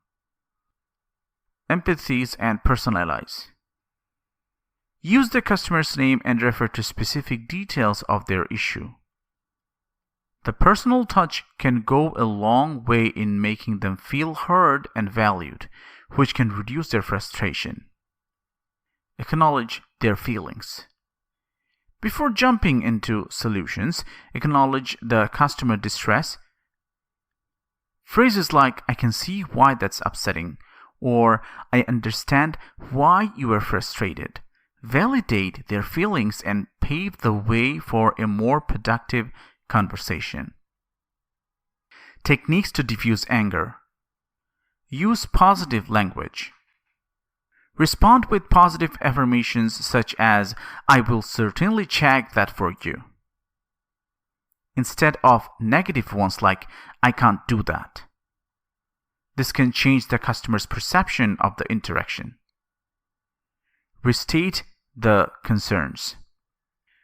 Repeat back what the customer has said to confirm that you have understood their issue correctly.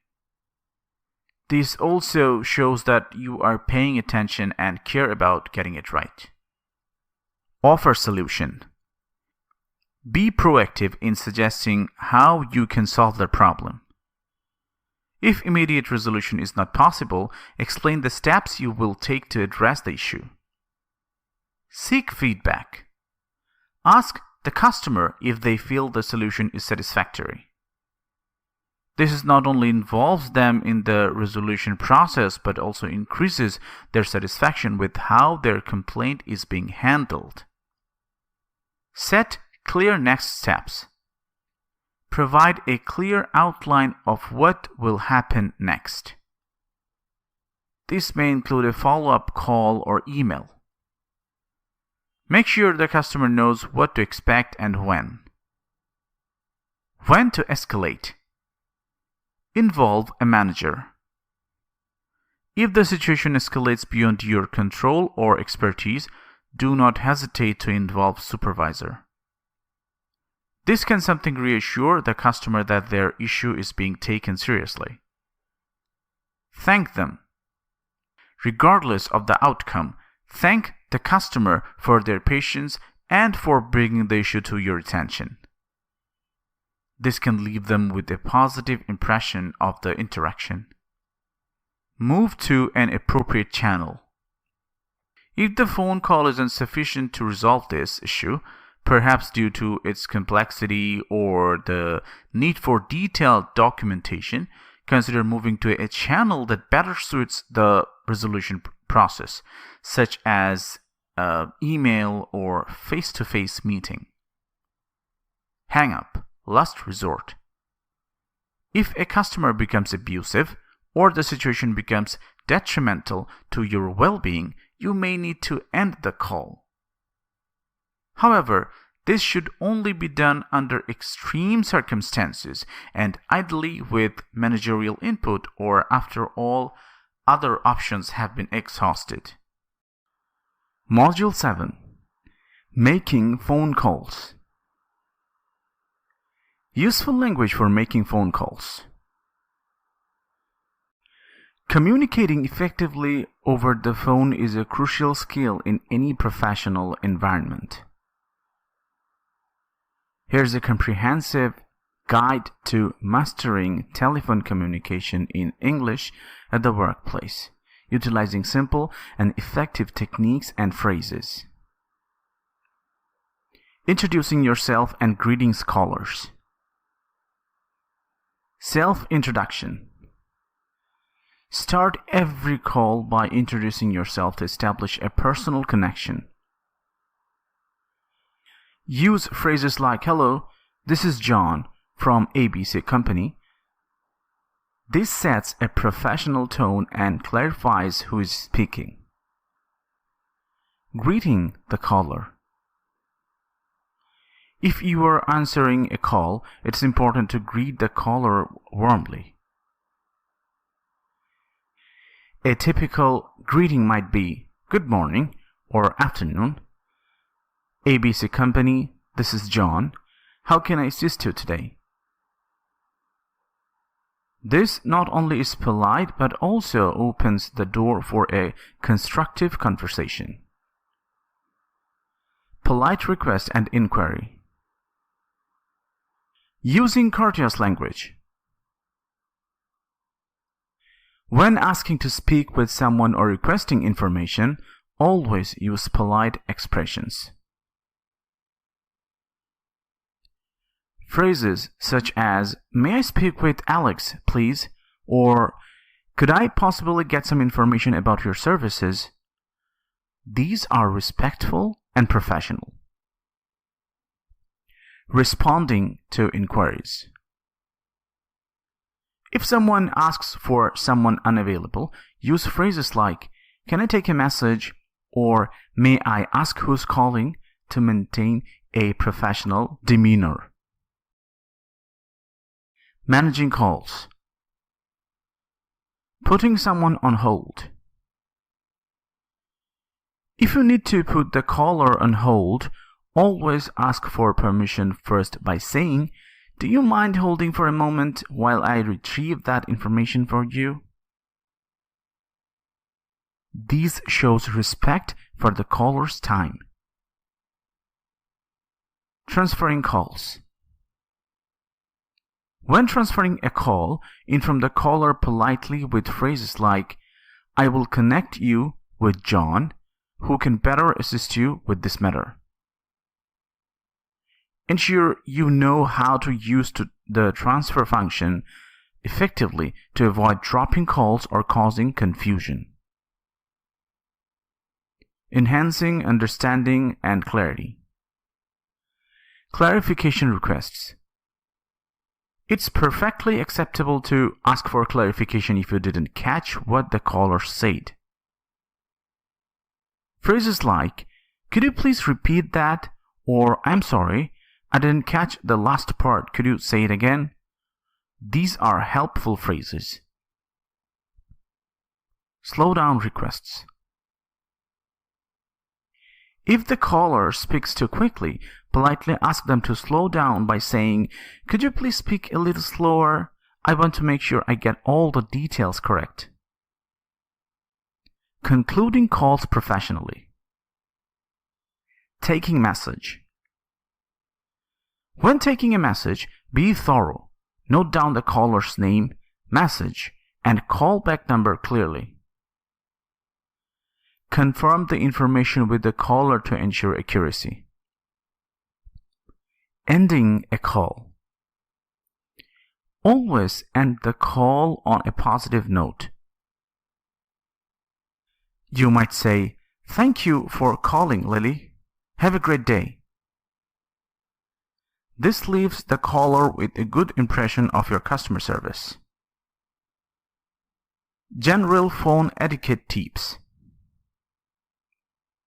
Professional voicemail. Ensure your voicemail greeting is professional and informative. It should include your name, position, and a prompt to leave a message. Avoid distractions.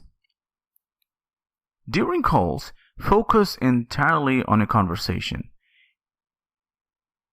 Avoid multitasking, which can lead to misunderstandings or errors in communication. Regular updates. Keep your contact list and knowledge of the company's staff and their responsibilities up to date to ensure calls are directed accurately and efficiently. Effective phone communication with clients. Communicating effectively with clients over the phone and making suggestions are key components of professional interaction in the workplace. Here's a detailed guide on how to master these skills using English. Coordinating calls and clients. Introduce yourself properly. Begin each call by clearly introducing yourself and your role. This could be as simple as saying, "Hello, this is John from ABC Company. How may I assist you today?" This not only clarifies who is on the line, but also sets a professional tone. Use clear and simple language. Ensure that your language is straightforward and easy to understand. Always avoid jargon and complicated phrases that might confuse the listeners. Remember, the goal is to communicate effectively, not to impress with vocabulary. Confirm details. Always confirm the details shared during a call.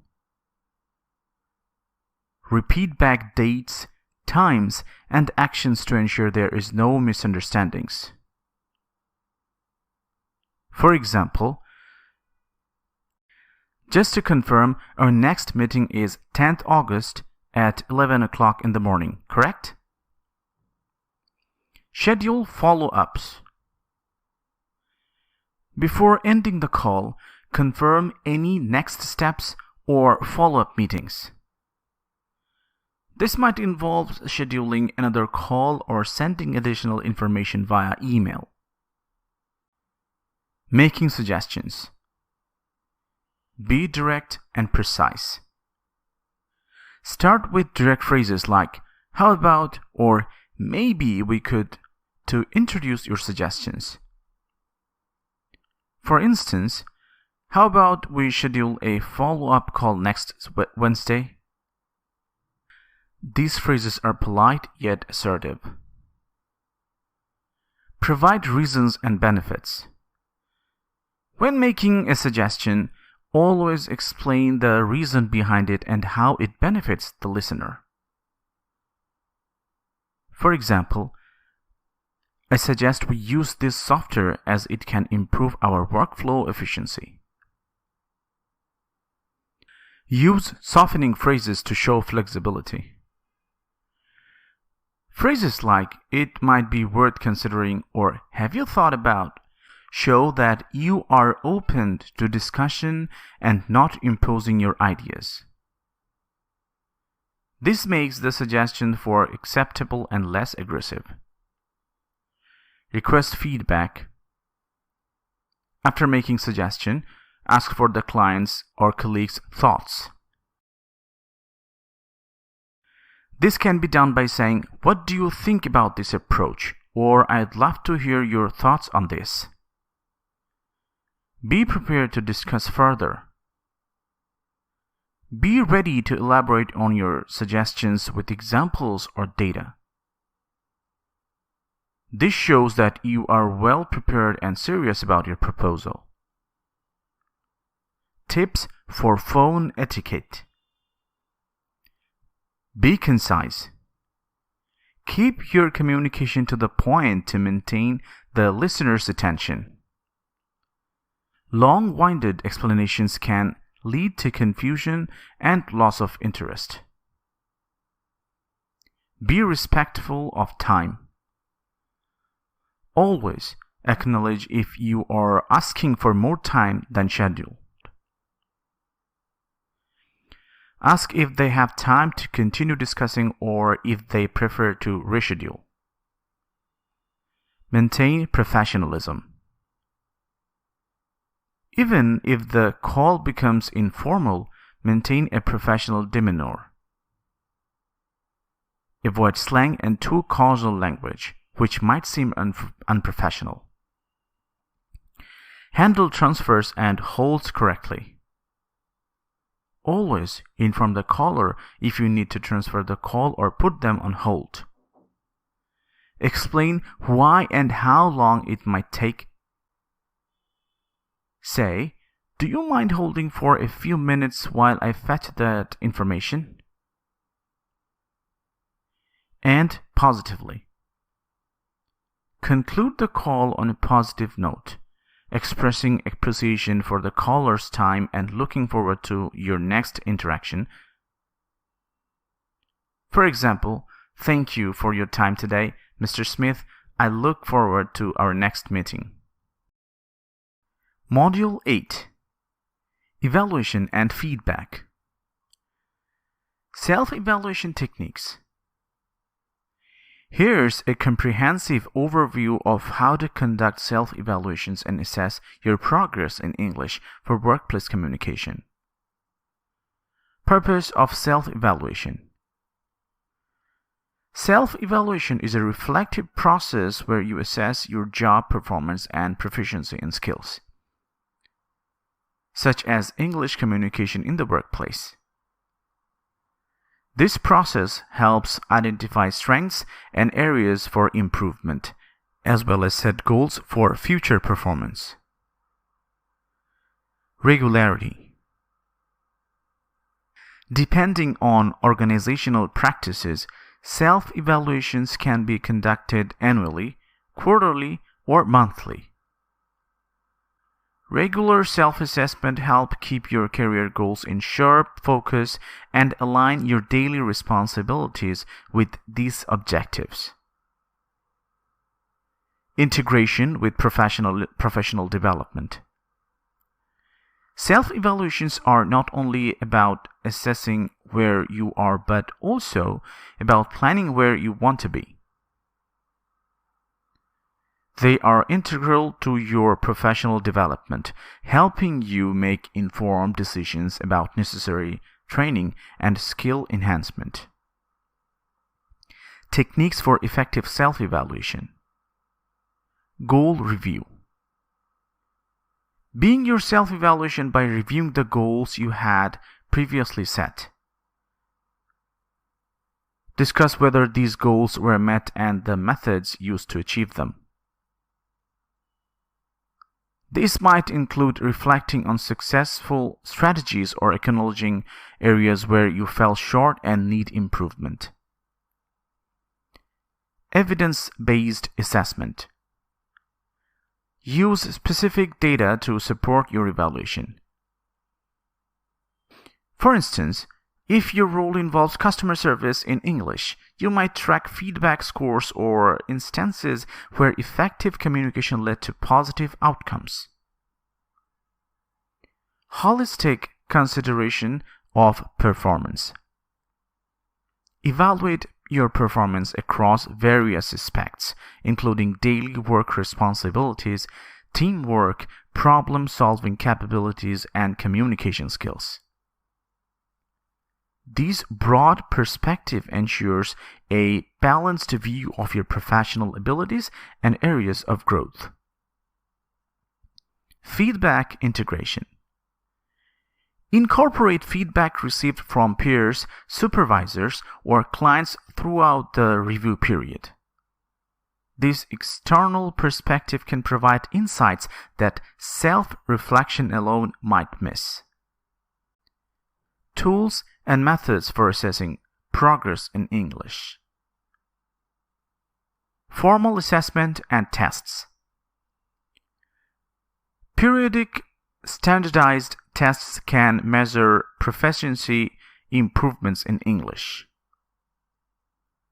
These might include assessment focused on business English or specific communication skills relevant to your job functions. Performance metrics.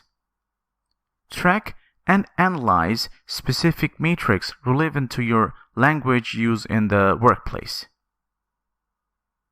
For instance, customer satisfaction ratings can indirectly indicate the effectiveness of your communication skills. E-portfolios. Maintain an electronic portfolio that includes samples of your work, such as emails, presentations, or project reports. Reviewing this portfolio periodically can highlight your progress and areas where English usage can be improved. 360-degree feedback. Use a comprehensive feedback system that involves input from all stakeholders you interact with at work, including subordinates, peers, and supervisors. This feedback often provides insights into how well you communicate and collaborate in English. Self-assessment checklists. Develop or use existing checklists that outline key language skills and professional competencies. Regularly reviewing and checking of these skills can help monitor gradual improvements and pinpoint specific areas needing attention. Reflective journals. Keep a journal of your daily experiences and challenges related to using English at work. This can help identify recurring issues and track how your handling of this situation evolves. Integrating self-evaluation into career development. Set specific, measurable goals. Based on your self-evaluation, set clear and achievable goals for improving your English communication skills and professional performance. Plan for professional development. Identify resources that can help you meet your goals. This might include English language courses, professional workshops, or mentoring by colleagues who excel in communication. Regular review and adjustment. Regularly revisit your goals and the effectiveness of your strategies. Be prepared to make adjustments based on what is or what isn't working. Keep thorough records of your evaluations, goals, and outcomes. This documentation can be invaluable for future evaluations and when discussing your career progress with your supervisors. Resources for continued learning and the use of completion certificates in English for the workplace.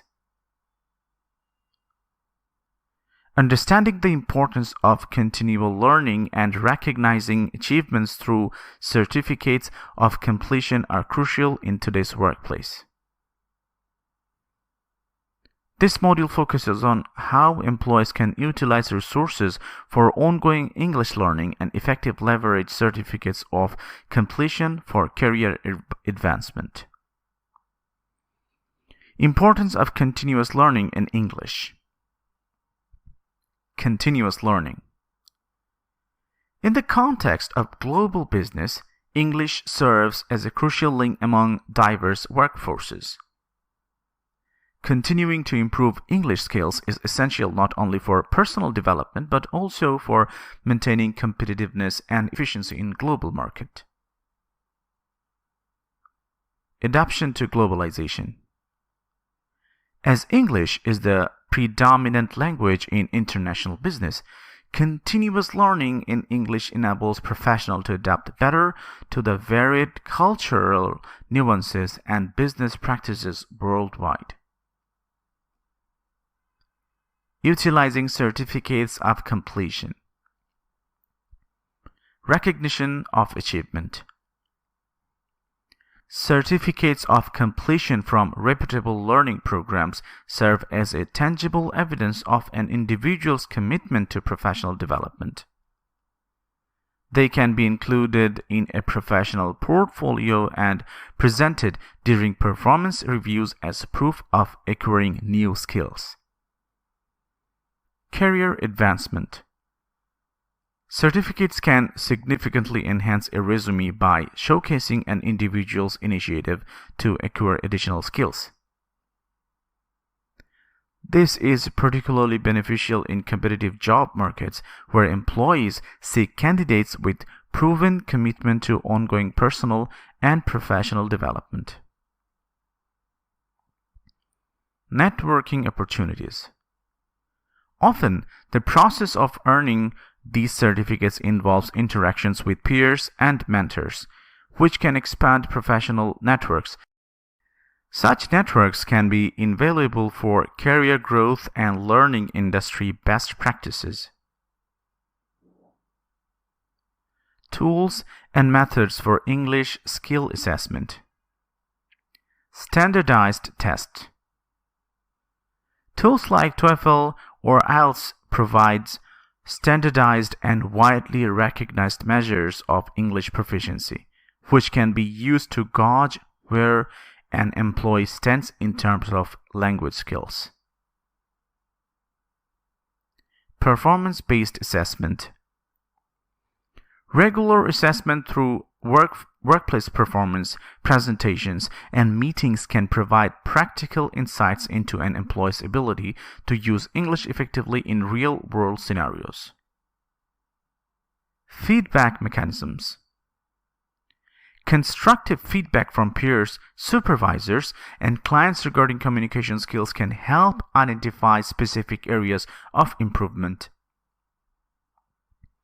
Self-assessment tools. Online platforms often offer self-assessment tools that allow individuals to evaluate their language skills independently. These tools can help guide the learners focus on specific areas that need improvement. Strategies for effective use of learning resources. Structured learning programs. Enrolling in structured programs such as online courses or workshops offered by accredited institutions provides a systematic approach to learning. These programs often end with a certificate of completion. On-the-job training. Many organizations offer training sessions that are specifically designed to improve job-related skills, including communication in English, These sessions not only enhance skills but also integrate learning directly with daily job responsibilities. Online resources and e-learning. Utilizing online platforms such as Coursera, LinkedIn Learning, or industry-specific learning resources can provide flexible options for employees to improve their English at their own pace. Mentorship. Engaging with a mentor who excels in English can provide personalized guidance and accelerate learning through one-on-one conversations and feedback. Best practices for leveraging certificates in the workplace. Include the professional development plans. Clearly outline how each certificate of completion directly contributes to your professional goals and discuss this plan during evaluations with management. Update your professional profiles. Regularly update your LinkedIn profile and other professional networks with new certificates which can attract the attention of recruiters and potential employers. Use as leverage for promotions. Highlight completed courses and certificates in discussions about promotions or new job roles as proof of your initiative and commitment to adding value to the company.